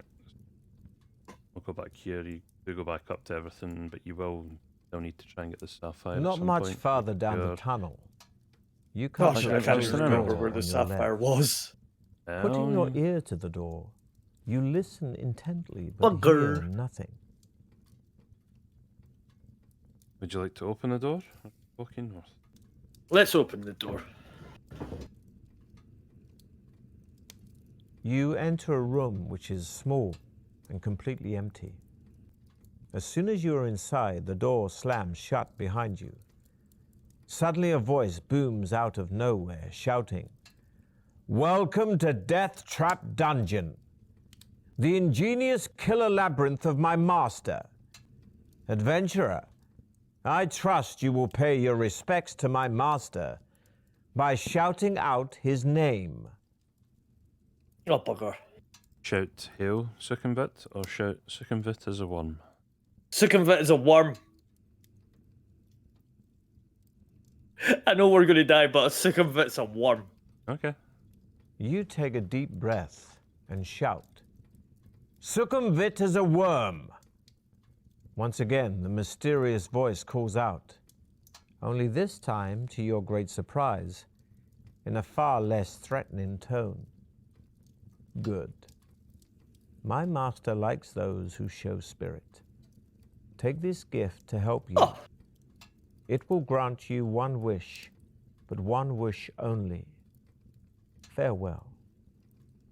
A gold ring magically appears out of nowhere and lands at your feet with a gentle tinkle. You pick it up and put it on one of your fingers. The door opens and you step back into the tunnel to continue north. The tunnel twists and turns, but keeps steadily north. Ahead, you see a thin shaft of blue light streaming down from the ceiling to the floor.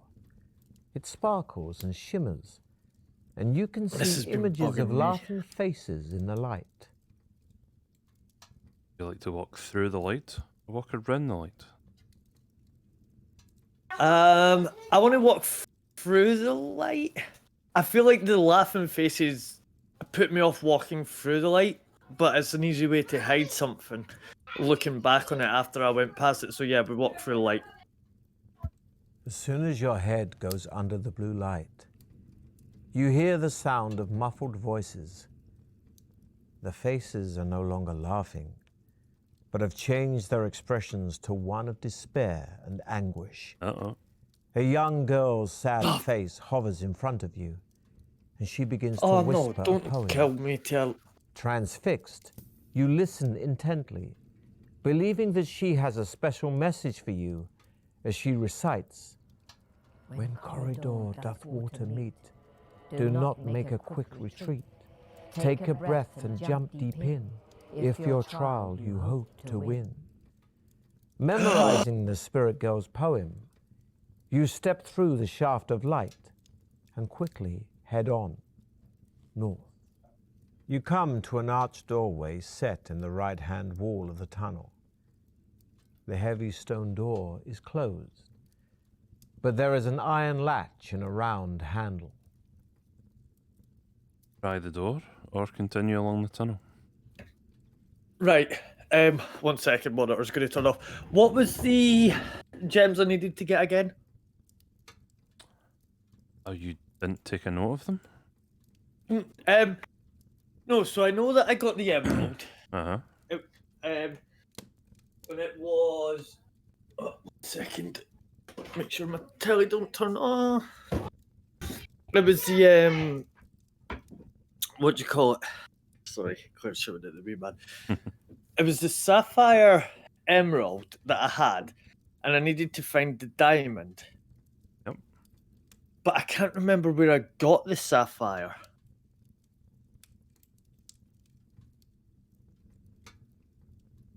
Ah, it was in the box, but I can't remember. Right, we're going to continue on the way that we went. But then, what if the diamond's back here? Although I know that we've unlocked a new way forward now. Because we got to a room before where it was a dead end, but then when we walked in, it was after we fought the imitator, if I remember correctly. We fought the imitator and then went into a room and it was like, oh, there's a pool in front of you, you turn back. So I'm assuming that poem's got something to do with it there, because then I won't turn back. Screw it. Let's continue on the way I went before. I can't even remember what that way is. Well, Continue along the tunnel. yeah. The tunnel ends shortly at a junction. Looking left and right, you see a narrow passage disappearing into the dim distance. Wait, could I theoretically use the one wish to wish for a diamond? I don't think that's how it works. I don't even think I've... There. Yeah, because I was like, remember what if I just wished for the diamond? Because theoretically, it gives me one wish. So technically, I can break your game, DM. Cheers. Yeah, go east. Yeah. You walk down the passage and soon find yourself standing at the edge of a deep, dark pit. The passage continues east on the other side of the pit. You think you could probably jump over the pit, but you're not sure. There is a rope hanging down from the... Throw your shield, jump, or reach. Jump carrying all my possessions. Taking a step forward, you leap towards the edge of the pit. How lucky are you feeling? Rolling equal to or less than your luck score means you've been lucky, but a higher roll could cost you. Your armor and sword weigh you down, but you just manage to land safely on the far edge of the pit. You waste no time and head east. The tunnel makes a sudden left turn and continues north, as far as you can see. You soon arrive at a closed wooden door in the left-hand wall.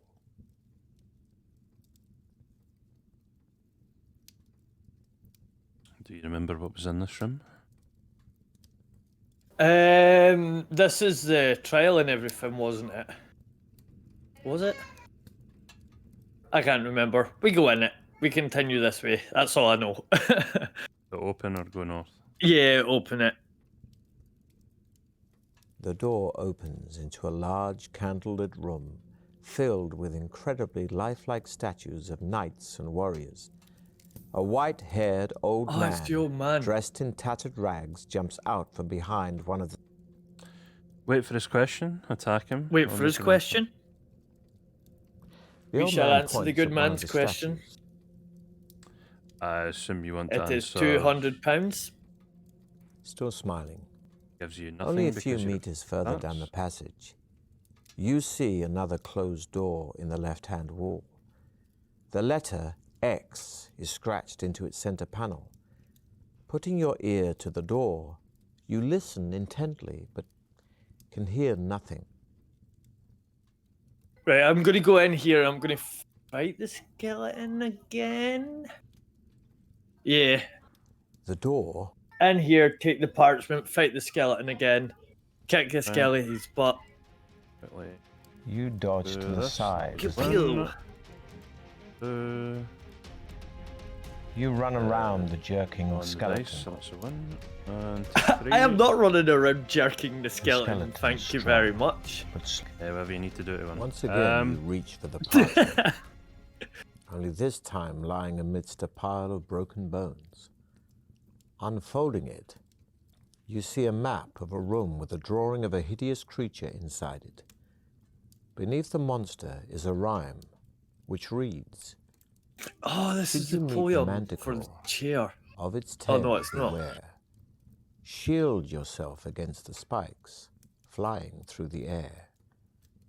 You fold up the piece of parchment and put it in your backpack, repeating know the about that rhyme monster over now? and over to Only yourself. the son Yeah. told you about the You walk across previous monster. to the alcove.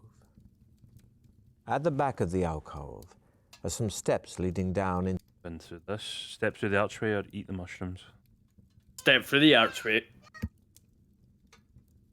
The tunnel continues. Knock on the trapdoor or bust through the trapdoor. Bust through the trapdoor like a boss with my sword You drawn. throw the Okay, trap. fight the two goblins quickly. You Oh, lunge snake at the eyes. creature's stomach with your sword, Ah. Oh, it was still a draw though. but the creature whips around. Phew, thank God. Yeah, this fence. You both swing for each other. Good. Back two on. You thrust your goblin is sword Good. and you clear. I am the You Goblin lunge at the Slayer. creature's- Good. Thank God it's nothing like the anime Goblin Slayer. Your God, enemy that would is be strong, bad. but slow, and screams in pain. There are more than two, apparently. Yeah. You both swing for each other, and in the confusion, We'll tie. both miss. Ooh. You hurl your. And You that is thrust a your. win. Triumphant in one of your toughest Whee! battles to date. You see that the only furniture in the goblin's room is a table, 2 chairs, and a cupboard on the wall. There are 2 closed doors, one in the west wall and the other in the north wall. Open the cupboard or try the west or the north door. Uh, North last time. yeah, I think I'm going to continue on north this time. Yeah. The door opens into another tunnel, which rises gently into the distance. After walking uphill for a while, the tunnel levels out, and you soon arrive at a door in the right-hand wall, to which a withered hand is nailed. Go and see man again or continue north? Sorry, Caleb's crying. Continue north. Yeah, no worries. There is an open pipe in the right-hand wall, about a meter in diameter. It is too dark to see far down it. You shout into it and hear your voice echoing down the iron pipe until eventually the sound fades away. Roll down the pipe or continue Oh north? yeah, crawl down the pipe, get the box, and then back out and open the The box. pipe That's is the wet and emerald. slimy, but you crawl on into the dank darkness, No, not the slithering emerald. and sliding Emerald. as you go. Suddenly your hand touches something hard and square, which feels as if it is made of wood. It rattles as you shake it, and you decide you must be holding a box. Roll back out or press on further? Yeah, we're gonna crawl back out and examine it. Removing the box lid by the light of the tunnel, you find an iron key and a large gem. It is a sapphire. Placing the items carefully in your backpack, you gain 1 luck point and set off north once again. Cool. There is a new branch in the tunnel on your left, and ahead you see 2 bodies lying on the floor. You stop and peer down the new tunnel. Wear the necklace from one of the dead bodies or set off north? We don't need it, but wear the necklace anyway, just in case. The necklace is an amulet of strength, which adds 1 skill point and 1 stamina point. Pleased with your find, you continue your quest north. If only it would go up. The tunnel My stats soon would all be at ends max a max. junction. Standing there alone and wondering which way to go is one of your rivals. It is one of the barbarians. You call out to him, but at first he does not answer. He merely stares at you coldly, his hands firmly gripping his axe. You walk up to him and ask which way he is heading. He grunts his reply, saying that he is going west, and you may go with him if you wish. Head west with the barbarian. Yep, head west with the barbarian. Accept his offer to get lowered down. Although Pretty much going to you repeat what we've done before. Okay, except You tie the rope around your waist and take hold of the lighted torch given to you by Throm as your barbarian ally. On a stone ledge in the tunnel wall, you see 2 dusty leather-bound books. Oh, yeah, the books. Throm grunts his contempt for the written word, urging you to leave the books and hurry on. red leather book, the black leather book, or continue north? Let's try reading the red leather book. As Good you one. open the book, it immediately begins to disintegrate, the pages turning to dust in your hands. You manage to keep a few fragments and read the handwritten script. The book appears to be about monsters, and from what you can make out, it contains a full description of a monster called the Blood Beast. It is a horrific, Now, if only we'd bloated knew if creature the with Blood tough, spiny skin and facial blisters which burst open to become mock eyes, evolved to hide the Blood Beast's only weak spot, the real eyes. Blood beasts usually dwell in pools of fetid slime which give off a poisonous gas so strong that it alone can easily knock people unconscious. The blood beast, although too bulbous to haul itself out of its slime pool, has a long and vicious tongue which it wraps around its victims before it drags them into its pool. As the helpless and still living victim's flesh decomposes in the vile slime, the blood beast will feed on it. You tell As Throm Miller about the says, if only we grotesque knew about blood this beast. before. Good thing He you know merely about that, so that shrugs doesn't his happen to you shoulders later down the line. You know. And tells you Oh yeah, you to could get never. going. That would never happen to me. I'm too good for that to happen. Would you like to open Um, the black book? No, because we didn't drink the potion before. We ain't gonna drink it this time. Continue north. Would you like to open the black book? That's And- great. and- Open the black book and and- drink it. See how you might have fared the earlier book on. pages are sealed together, but a Because you small passed this hole up. has been cut out in the middle Oh of them, no. just large enough to hold a small cork I will bottle make this choice for containing you. a clear liquid. You show it to Throm, who holds up It's his going to like hand, burn me for the indicating that he inside or does not- something.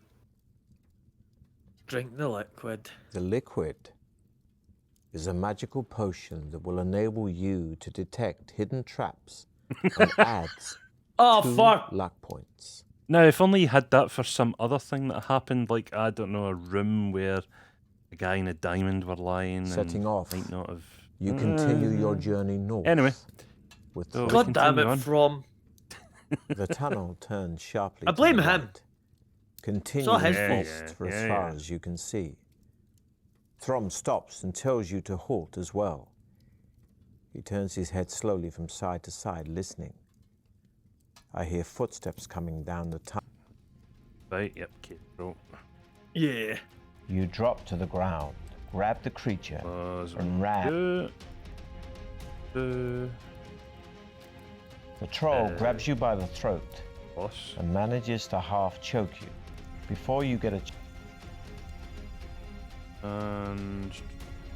You hurl yourself at your enemy, draw. fists flailing, and land a lost 2 stunning health. blow. You look to the left. We take 2 loss, and 2 see health Throm loss. standing We've still over the got all our cave troll he provisions, has so. slain. Yeah. Blood is pouring out from a deep cut in his shoulder, but it does not seem to worry him. You search the bodies of the cave trolls, but find nothing apart from a bone ring on a leather cord hanging round the neck. Put the ring on or continue east? This is the one where he said that if our body could handle it, it would be beneficial. We're going to leave it again and continue east. Yeah. The tunnel leads into a damp cavern. cavern. Search the chamber in the cavern or head straight to the archway?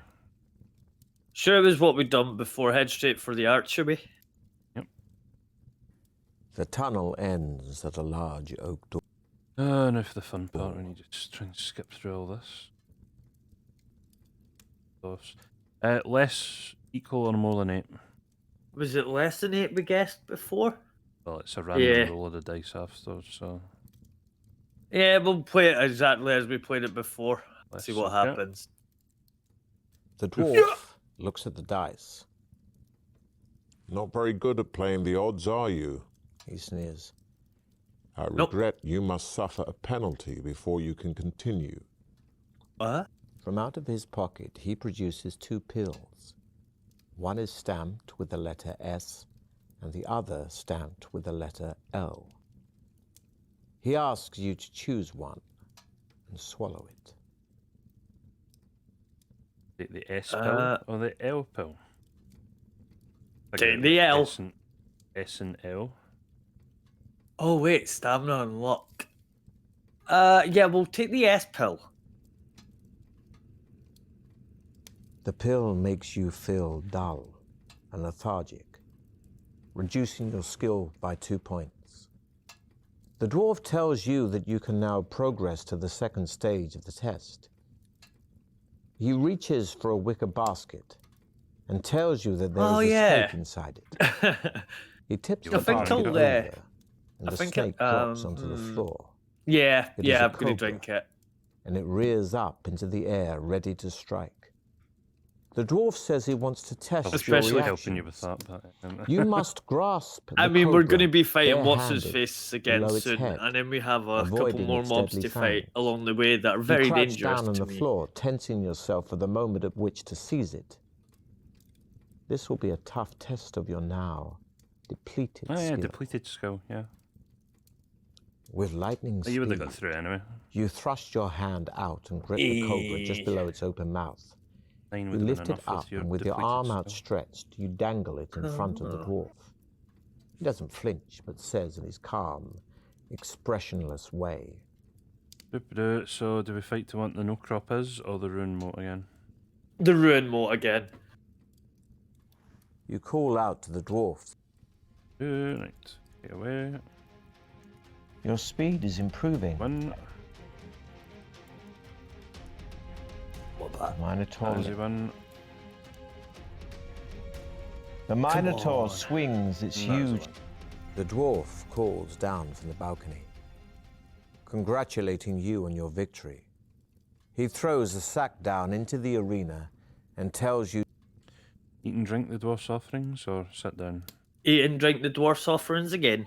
the food and drink are excellent and you feel much better, gaining 2 more stamina points. Fully satisfied, you sit down. And now we fight our friend again. After about Yup. Attack!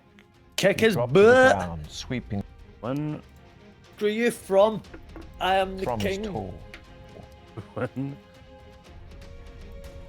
You that's hurl yourself, exhausted Get destroyed by from. your long duel. Don't mess. You fall to Don't your mess, son. knees as you stare at Throm's still body.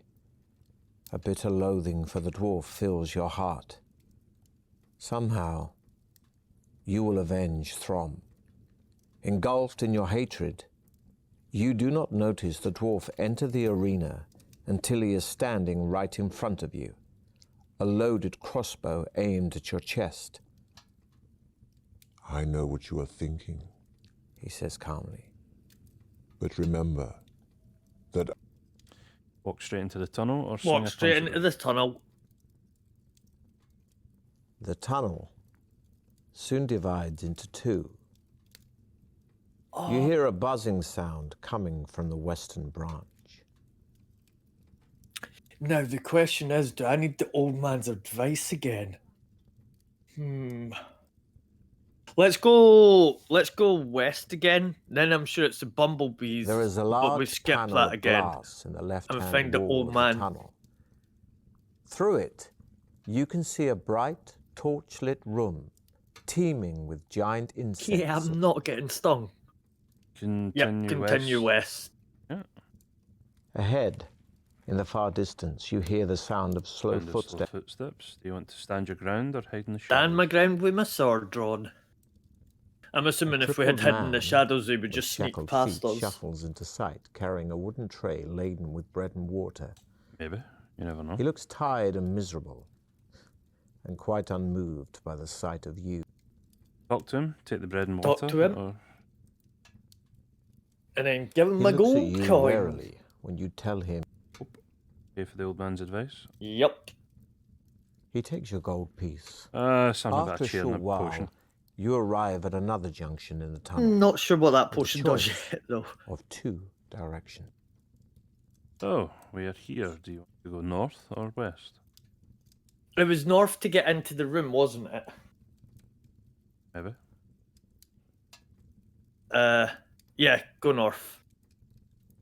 Set back in the there's a arched chair here. alcove in the tunnel wall, you see an ornate. Sit in the chair. Sit in the chair. Yep.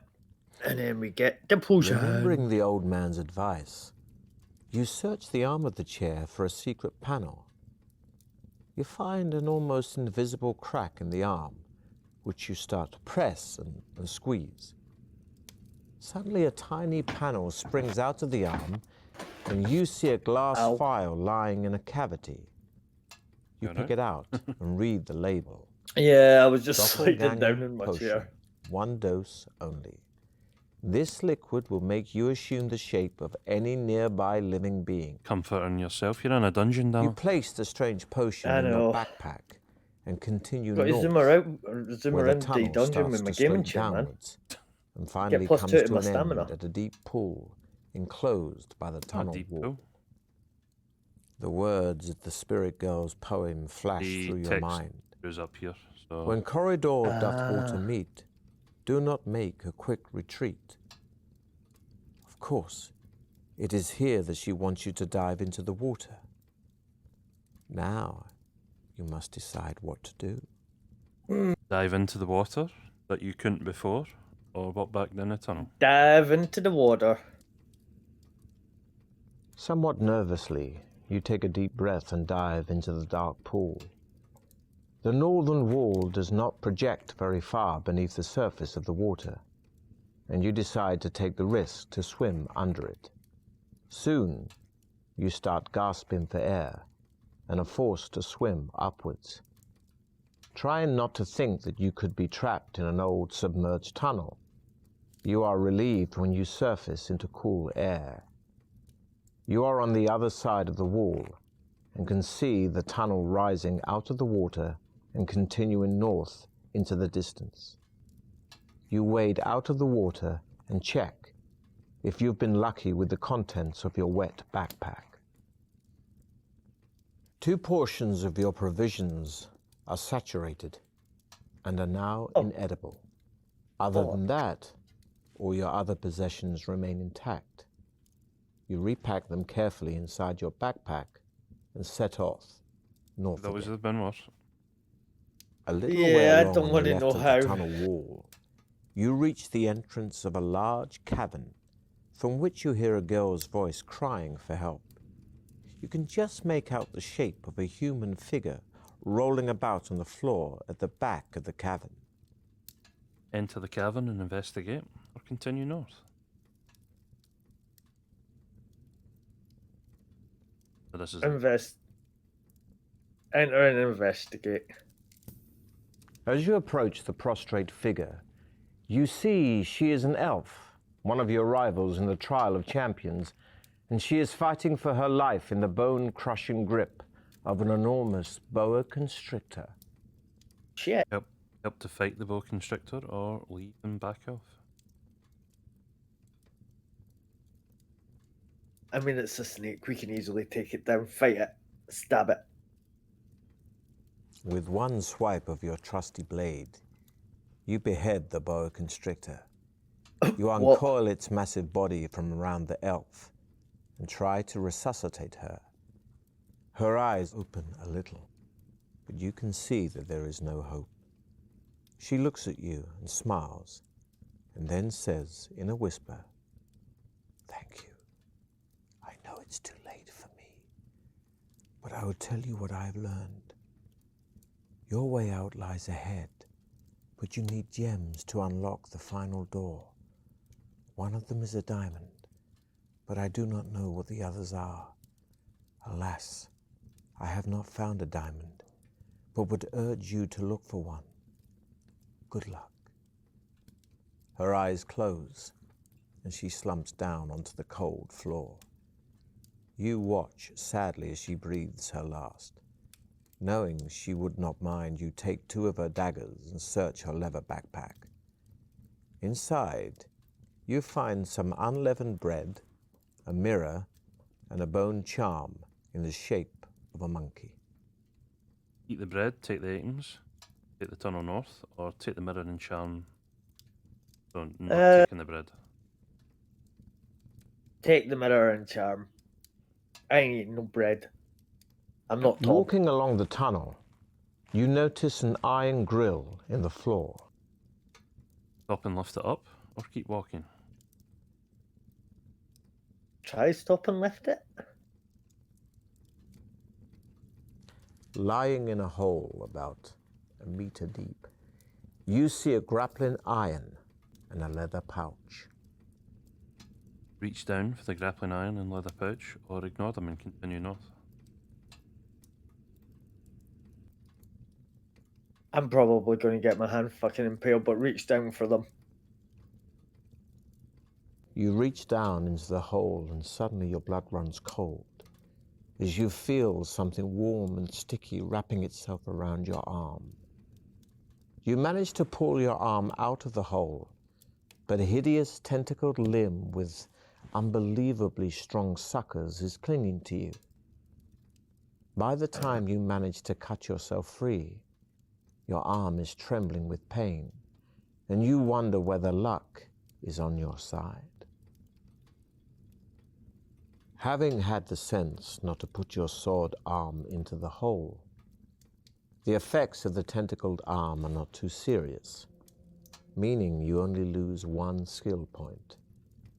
You reach back into the hole and pull out the grappling iron and the leather pouch. Inside the pouch, you find a tiny brass bell. You pack away your new possessions and continue north. A door comes into view in the left-hand wall of the tunnel. You listen carefully at it and hear nothing. The door is not locked, and the handle turns easily. Open the door, or keep walking along the tunnel.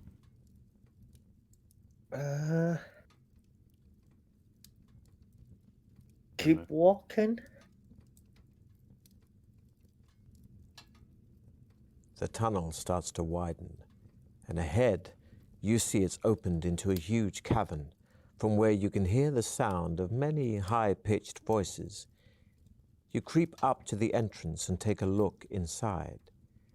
There are about 20 tiny people with long noses and ears running in a circle around a large golden effigy.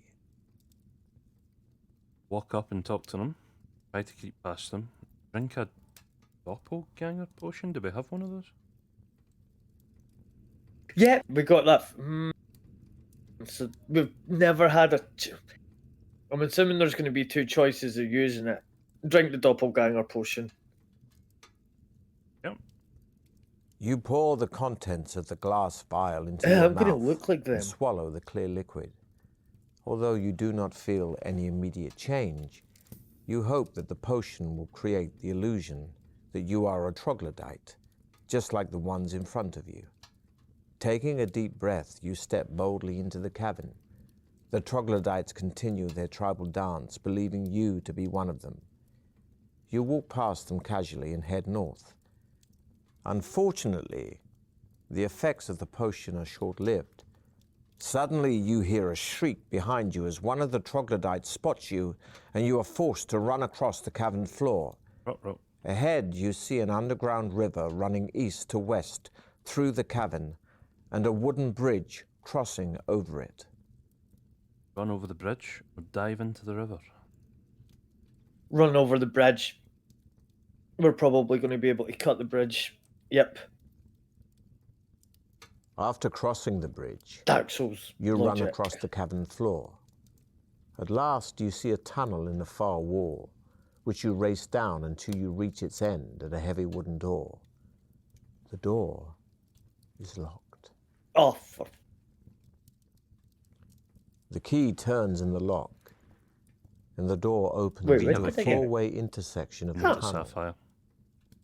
There is nothing to be seen, either Oh, yeah. to the east or to the west, I'm like, oh, apart fuck. from the now familiar ceiling crystals giving off their dim light. And suddenly you hear a voice calling you. This way, this way. You are on the right track. It seems to be coming from somewhere directly ahead of you. Your curiosity gets the better of you, and you decide to walk towards the beckoning voice. The tunnel bends sharply to the right, and around the corner you see a little old man with a long beard, cowering behind a large wicker basket. The basket is tied to a rope, the other end of which disappears into the ceiling. The old man sounds very worried as he says, "Do not attack me, stranger. I pose no threat to you. I am simply here to help you. If you will be so kind as to offer me some sort of remuneration, I will gladly haul you up in the basket to the upper level. And believe me, that is where you ought to be."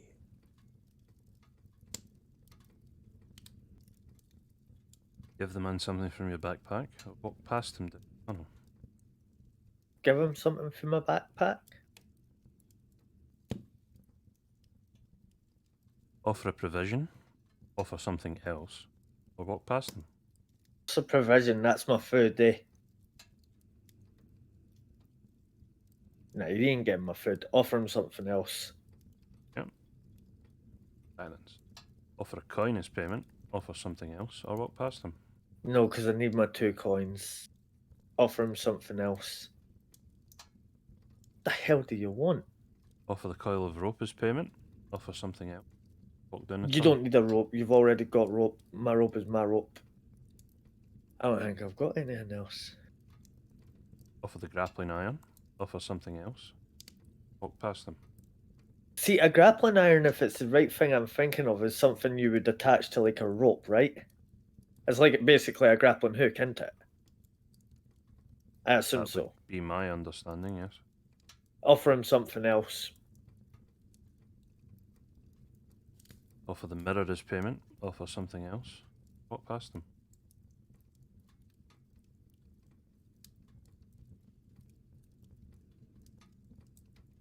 Offer the mirror? Wait, what else have we got in our bag? Can you show me my bag?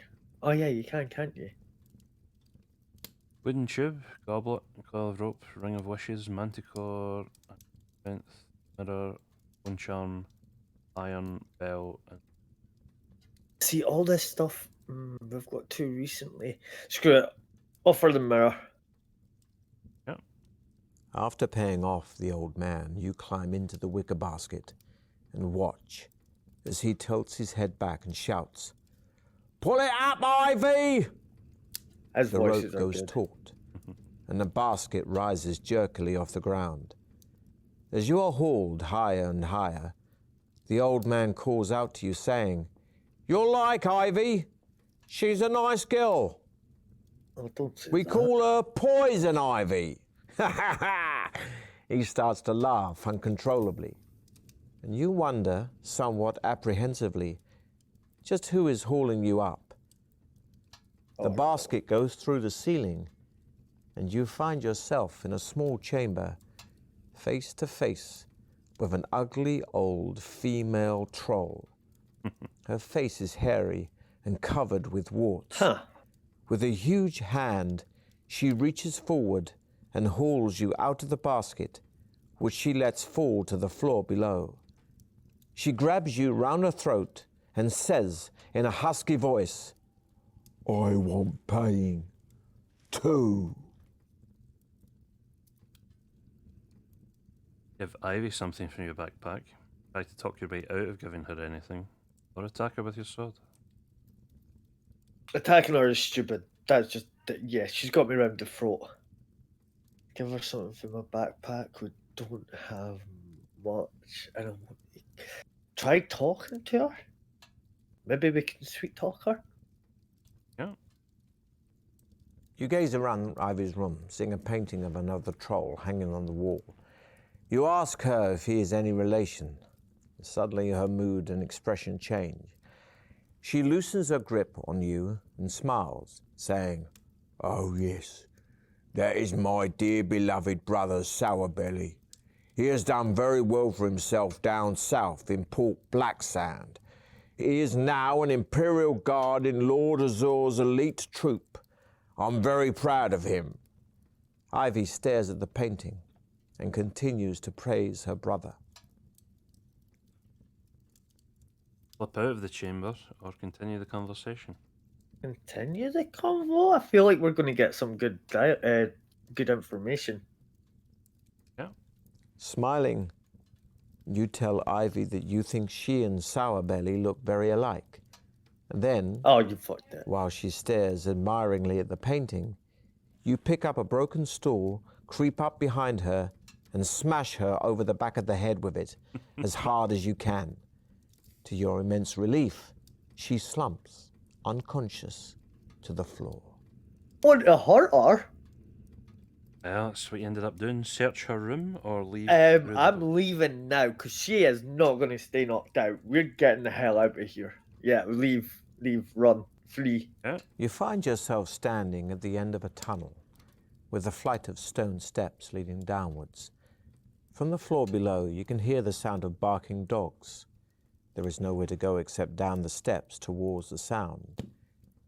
It's a shame you don't have a bone to throw down and distract them with. Game that. You reach the bottom and, with your sword drawn, face the 2 huge black guard dogs, which leap at you, one at a time. You may escape after killing the first guard dog. That is something I didn't mention. Gape. Means you're Coming able at to you fight her, but snarling, you do take You're able to guaranteed swipe your damage. sword hard, removing part of the dog's tail. You manage to grab one of its legs, flipping Aye. it up. Back. Again, the voice. creature leaps at you, tearing flesh from your legs with its sharp claws. Escape from fighting or fight the second. Fight the second one. Chance to With the get first forward. guard dog dealt with, You turn your attention to the second snarling There's a creature. chance what? There's a chance you win all three. Win and draw. You're able to grab the rear leg of the dog and And then flip you it don't lose over. stamina. Yeah. The dog snaps at you with its vicious teeth. Win. And third attack. Come on. Coming at you snarling, also- you're able to swipe Yeah. your sword hard, removing part I of ain't the taking no dog's damage. tail. I ain't no fool. Standing over your now motionless foe, you see a metal capsule attached to the collar of one of the guard dogs. You prise off the top and find a small tooth inside. It is a leprechaun's tooth, which will bring you good fortune, already gaining you 2 luck points. But you're right. You put the tooth in your pocket and set off east along the tunnel. The tunnel veers sharply to the left and comes to an end at a high wall in which there is a door. You hear a ferocious roar from the other side of the wall, and you wonder what gargantuan beast could make such a noise. You tie the rope to the grappling iron and hurl it over the top of the wall. Well, Its well, well. hooks dig into the stone, and you begin to haul yourself up. Peering over the top of the wall, you see an enormous dinosaur-like monster thrashing about in a sand-covered pit. Its tough hide is a mottled green color, and it stands some 10 meters tall on its muscular hind legs. Rows of razor-sharp teeth line its gigantic jaws, which open and close with bone-snapping power. There is a large double door in the wall on the far side of the pit, which appears to be the only way out of this section of the dungeon. Lower yourself down on the rope into the pit to fight the pit fiend. Throw your monkey bone charm into the pit. Try and hook the pit fiend with grappling iron while sitting on top of the wall. Lowering myself and trying to fight it is going to be bad. I'm going to die. That'll just chomp me. Try to hook it. I don't see what benefit that'll give me. So we're going to try throwing the monkey bone charm thing into the pit. Yep. The pit fiend's jaws snap at the Surprise! monkey It's a charm monkey bomb. and pluck it out of the air. Suddenly its jaws spring open again, forced apart by the charm, which has expanded to fill its mouth. While the pit fiend thrashes around in the pit, trying to get rid of the charm, you lower yourself down into the pit to reach the double doors. In its mad rage, the pit fiend tries to crush you against the side of the wall with its massive body. Let's see if luck is on your side here. No. As the I pit fiend was waiting for a slams its 12. body against the Oh, I wall, was waiting for a 12. you there. let go of the rope and drop safely to the floor. Oh, it was How? close. You run towards the double You probably would doors have been unlucky. and are relieved to feel them would've swing open Did you fight it? as you push on them. You Oh, let them swing To be shut fair, I haven't behind seen you many of the and unlucky head versions. north along the tunnel. see. Walking along, you see a red line painted across the tunnel floor and notice a sign on the wall which reads, "No weapons beyond this point." Abandon any weapons or ignore the notice. Ignore it. I'm not abandoning my weapons. Ignore it. The tunnel leads into a marble-floored hall with pillars rising right up to the ceiling. As you cross the floor, your footsteps echo through the hall. The hairs on the back of your neck start to prickle, and you soon sense unseen eyes watching you. Unknown to you, one of your rivals is hiding behind a pillar. It is the ninja, a deadly assassin dressed in black robes. Without a sound, he steps out from behind the pillar and throws a star-edged disc at your back. Instinctively, an inner voice tells you to duck. But how's your luck? Good. The razor-sharp disc whistles past your head and bites deep into one of the pillars. Turning to face your would-be assassin, you prepare yourself as he advances, his long sword drawn.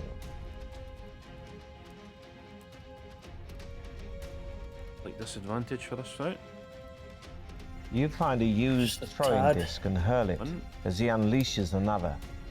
The ninja howls in pain as yours lands home.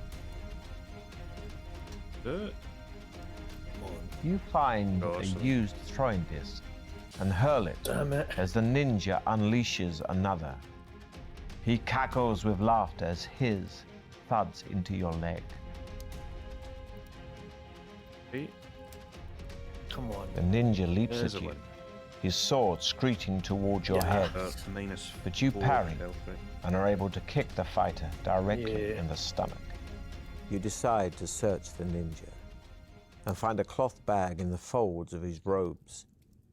Inside it Probably some of is my a flask of precision. water, Precision. some rice wrapped in a palm leaf, a jar of ointment, and a beautiful diamond.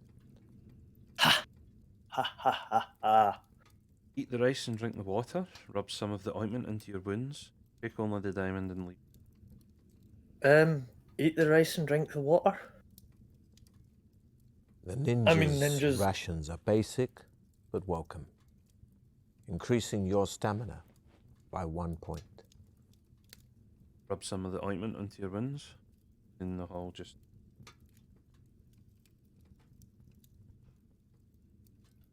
See, ninjas are usually they carry the bare minimum to help themselves. Rub some of the ointment in. You empty the contents of the jar into your hand and apply them to your wounds. Their healing powers take immediate effect, and you feel yourself growing stronger, increasing your stamina by 3 points. Hey, you're back. You leave the hall, taking just the diamond with you. I mean, not this. The only not possible technically. way out of the hall, as far as you can see, is by using the chute in the northern wall. Oh, the shit. You decide to give it a go. Every path ends with it. At the end of the day, there's 5 different. Jesus, I really? remember. And climb Oh, into the Of chute. course, this one's. You slide down gently, landing on your Oh back no! in another have room. the diamond. The only correct As soon one. as you stand up, you are confronted by the most repulsive sight you have ever laid eyes on. The blood There in beast. front of you, wallowing in a circular pool of fetid slime, is a bulbous creature too horrible to be believed. Its body is green and covered all over Only with with red, I'll fearsome-looking spikes. Its face is a mass of crimson blisters, one of which suddenly bursts to reveal yet another of its many sinister, all-seeing eyes. A narrow path runs around the edge of the pool and leads into another tunnel in the far wall. Remembering the description of the vile blood beast and the warning about the toxic gas rising from its pool, you cover your mouth with your sleeve and step forward with your sword drawn, wary of the blood beast's tongue. As you step around the side of the pool, it rolls forward and flicks out its tongue. But you are ready for it. And See, cleave because it you with read one up on it, swipe you don't of need your to do the sword. checks this time. The beast howls in Huh. pain and stretches forward, frantically, trying to clasp you between its blood-filled jaws. You start hacking at its hideous face in an attempt to pierce its real eyes. Wait! You are -2 kill for this. So. Breathing That's a bad heavily start. during your fight, Oh god! you begin to succumb to the toxic gas and fall, cracking your head on the floor. I've got this. The creature reaches You for lost you with again? its mouth in the Oh pool. Jesus! You step back to avoid it, but slip on its fetid slime. It sinks its teeth into your ankle, costing you precious stamina. Take 3. The I see it blood lost beast's again. tail whips around Jesus! you. You duck, but not quickly enough, and it punctures your arm This is the deeply. good part of the. Your blade battle system. strikes You would one live of the here blood forever. beast's real eyes with devastating effect. It slumps back into its pool, thrashing about in a frenzy. You seize the opportunity and run around the side of the pool to the tunnel exit. The tunnel leads into a large room. Its ceiling is Shoot, eat supported by provisions. several marble pillars. As you enter the room, you see a strange One beast to your more- right. Actually, no, that It should has be the fine. body of a lion with dragon-like wings attached to it. Oh, if only we it's- read up on this You as well. recognize the beast. Which It is a thankfully we manticore. did. Taking heed of the warning poem you took from the skeleton Raise your warrior, shield. you watch out for its tail, which sprouts a profusion of sharp spikes at its tip, thick and hard as iron bolts. You raise your shield in front of you just in time to protect yourself from a volley of spikes released from the manticore's tail and aim straight at your heart. They sink into your shield, and you remain unharmed. Swiftly, you draw your sword and advance on the manticore. Fight. You seize an Yeah, opportunity to attack the creature's back. Thank God.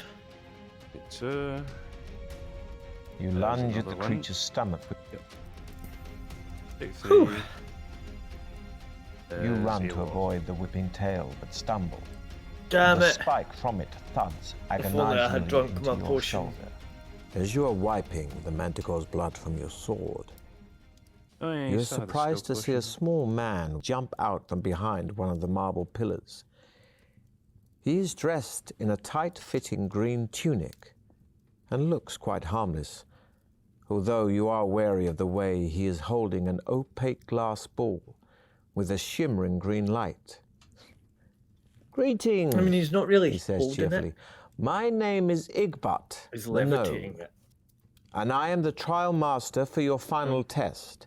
Holding it in the air. Needless to say, my magical powers are great, so you should not try to attack me. You may have learnt, during your quest, that gems play an essential part in the trial of champions.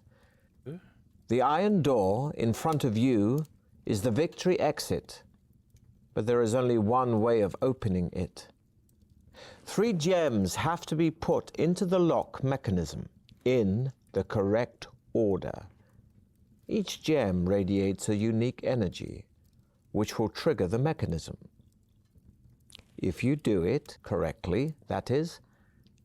But first, we need the correct gems. First, you will need an emerald. The gnome smiles and says, "You truly are a great adventurer.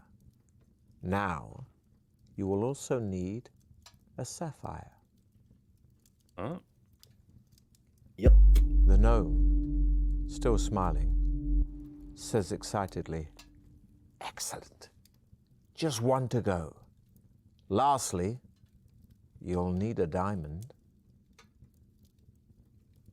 The gnome jumps in the air, yelling, Hey. "Well done! Nobody has ever managed to find all 3 gems before.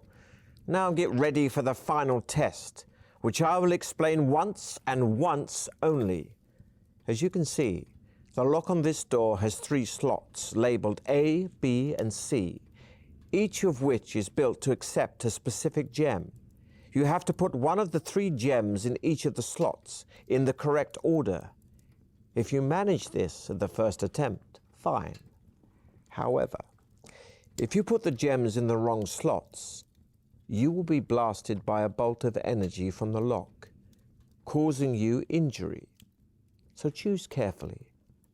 I'm allowed to help you a little. If you place one gem in its correct slot but get the other 2 wrong, I shall shout 1 crown and 2 skulls. If you place all 3 gems incorrectly, I shall shout 3 skulls. You will be allowed to try again and again until you either succeed or die. Are you ready? You signal your readiness with a nod of the head and walk forward to place I the still 3 got gems my, in the slots. For ring? your first try, decide now which gems you will place in the labeled slots. I don't very- think that matters much here. I'm going to mute for just a minute whilst you make your first choice here. Are you able to check for the ring though? I want to see how it works. I don't See think if it we works can- here. Dang it! I was going to just wish for Yeah, it. I'll be back in just a minute. Email Stu. Think of your first thing. 2 seconds. Josh, thank you very much for the raid. Much appreciated. How are we all doing? Salamed, Stale Opinion, Reggie84, cheers for the follows. Yeah, this is Deathtrap Dungeon even. It's an interactive video game.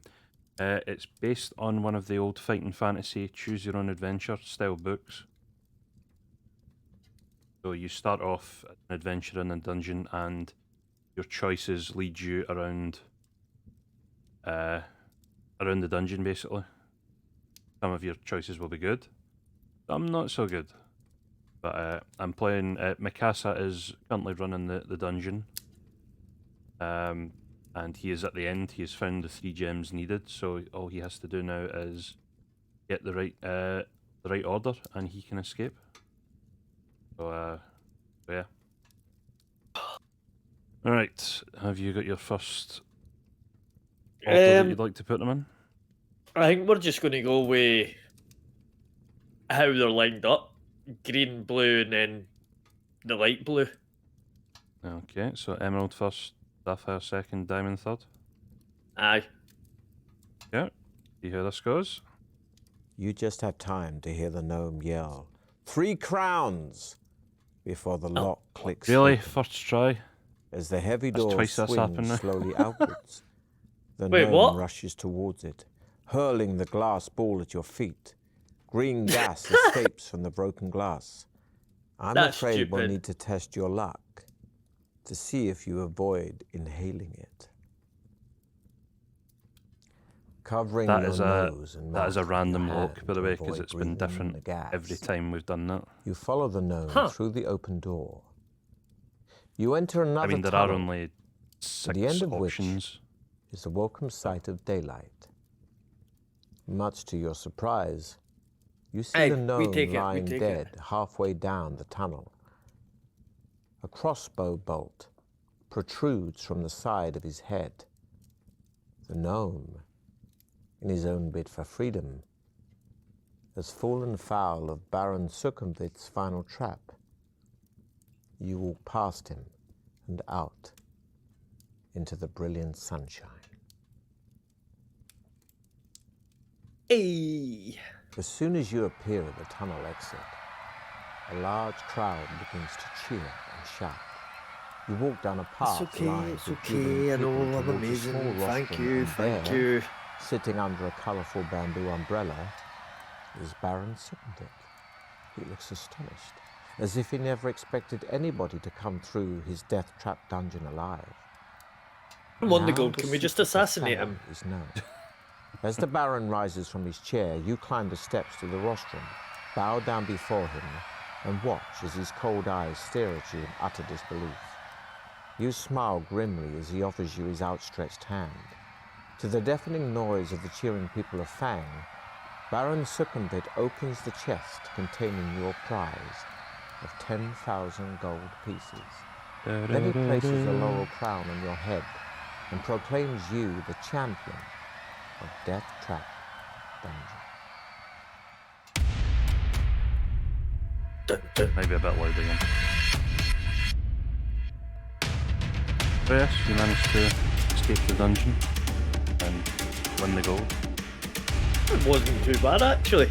You did die a couple of times and you did technically fail a couple of times, but you know, you got there in the end. Yeah, yeah. It happens, it happens. It was good though. I enjoyed it. I would probably say overall, for what it is, 8 out of 10. It is a bit short compared to what I did expect it to be. Yeah. I would say probably one of the only problems is the combat, albeit simplified. He kind of had the same reactions for all of the combat. I know it was probably just cost issues and it was easier and just... Probably just because we would kind of did do the same thing twice. So Yeah. I don't really think they expect many people to run through it so many times. So the Yeah. people that will have watched the previous episodes will have probably heard it now at least half a dozen times as well. So Yeah. Overall, But- though, hell of a lot of fun. It just shows you what you can do with games like this, like the kind of choose your own adventures. it has been over a year since this one came out, so I do hope that another one is in the works. Fingers crossed. But yes, but before I deafen you and end the stream, would you like to plug yourself with any channels that you may use on? No, I'm good. I mean, obviously, I could plug myself, but I mean, most people know who I am now. And A fucking big Hey, shot over I was here, just- guys. So anyway, I was just a guest. That's why I didn't stream it, man. It's just all about helping out friends and enjoying it with friends. So this is your one, man. I'm Nice. just happy to be a part of it, Butler. So thanks very much for having me along, man. And thanks for It was playing. good fun. I'll catch you, maybe Tiger General, in a couple of minutes. I think I'm actually going to be going off for Little Nightmares, but it's not seeming to be yeah, active I yet, thought you were. so I might jump Alright, up for an hour or so. But yeah, I'll speak to you up in Shagger General. No Laters worries. to your stream as well, and speak to you in a minute, my dude. Right, catching a bit. Laters. Alright, guys, that is going to do it for tonight. Another contestant has successfully escaped the dungeon with a teeny bit of help. But yes, one more chance of this next week. I have one more contestant ready to run the dungeon. As far as I'm aware, it should be next Wednesday, but I'll double check that with the lucky contestant, and it'll be in my schedule next week. So yes. Before I do finish, I'll just do the usual plug thing. So first off, I don't know who from SR might still be online. Probably, I'm just about to check to see who I can raid anyway. But make sure to check that link to see who from SR is online. To staying up to date with my schedule, if I am streaming or not streaming, kind of like last night has now been changed to tomorrow.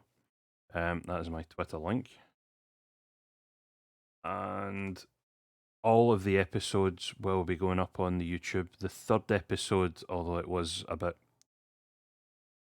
bit sketchy given a couple of things kind of went wrong during that episode, will be going up on the YouTube. The fourth episode that was last week's that Kate was in, Rob's better half, that should be going up, I think, next week, and this one will be going up the week after. So, but yes, it is time to see who I can send you lovely people off to online.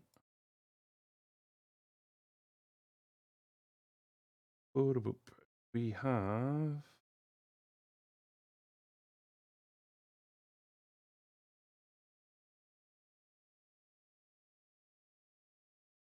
oh,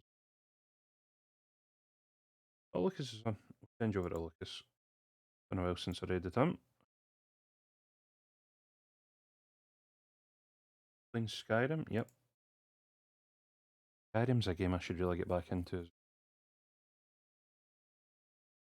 But anyway, go show Lucas some love. Go say hi to him. Enjoy him playing some Skyrim. I will be back on tomorrow for some Stardew. I meant to play it yesterday, but wasn't exactly feeling my best. So I will hopefully catch you guys tomorrow. But yeah, go say hi to Lucas and catch you later. See ya.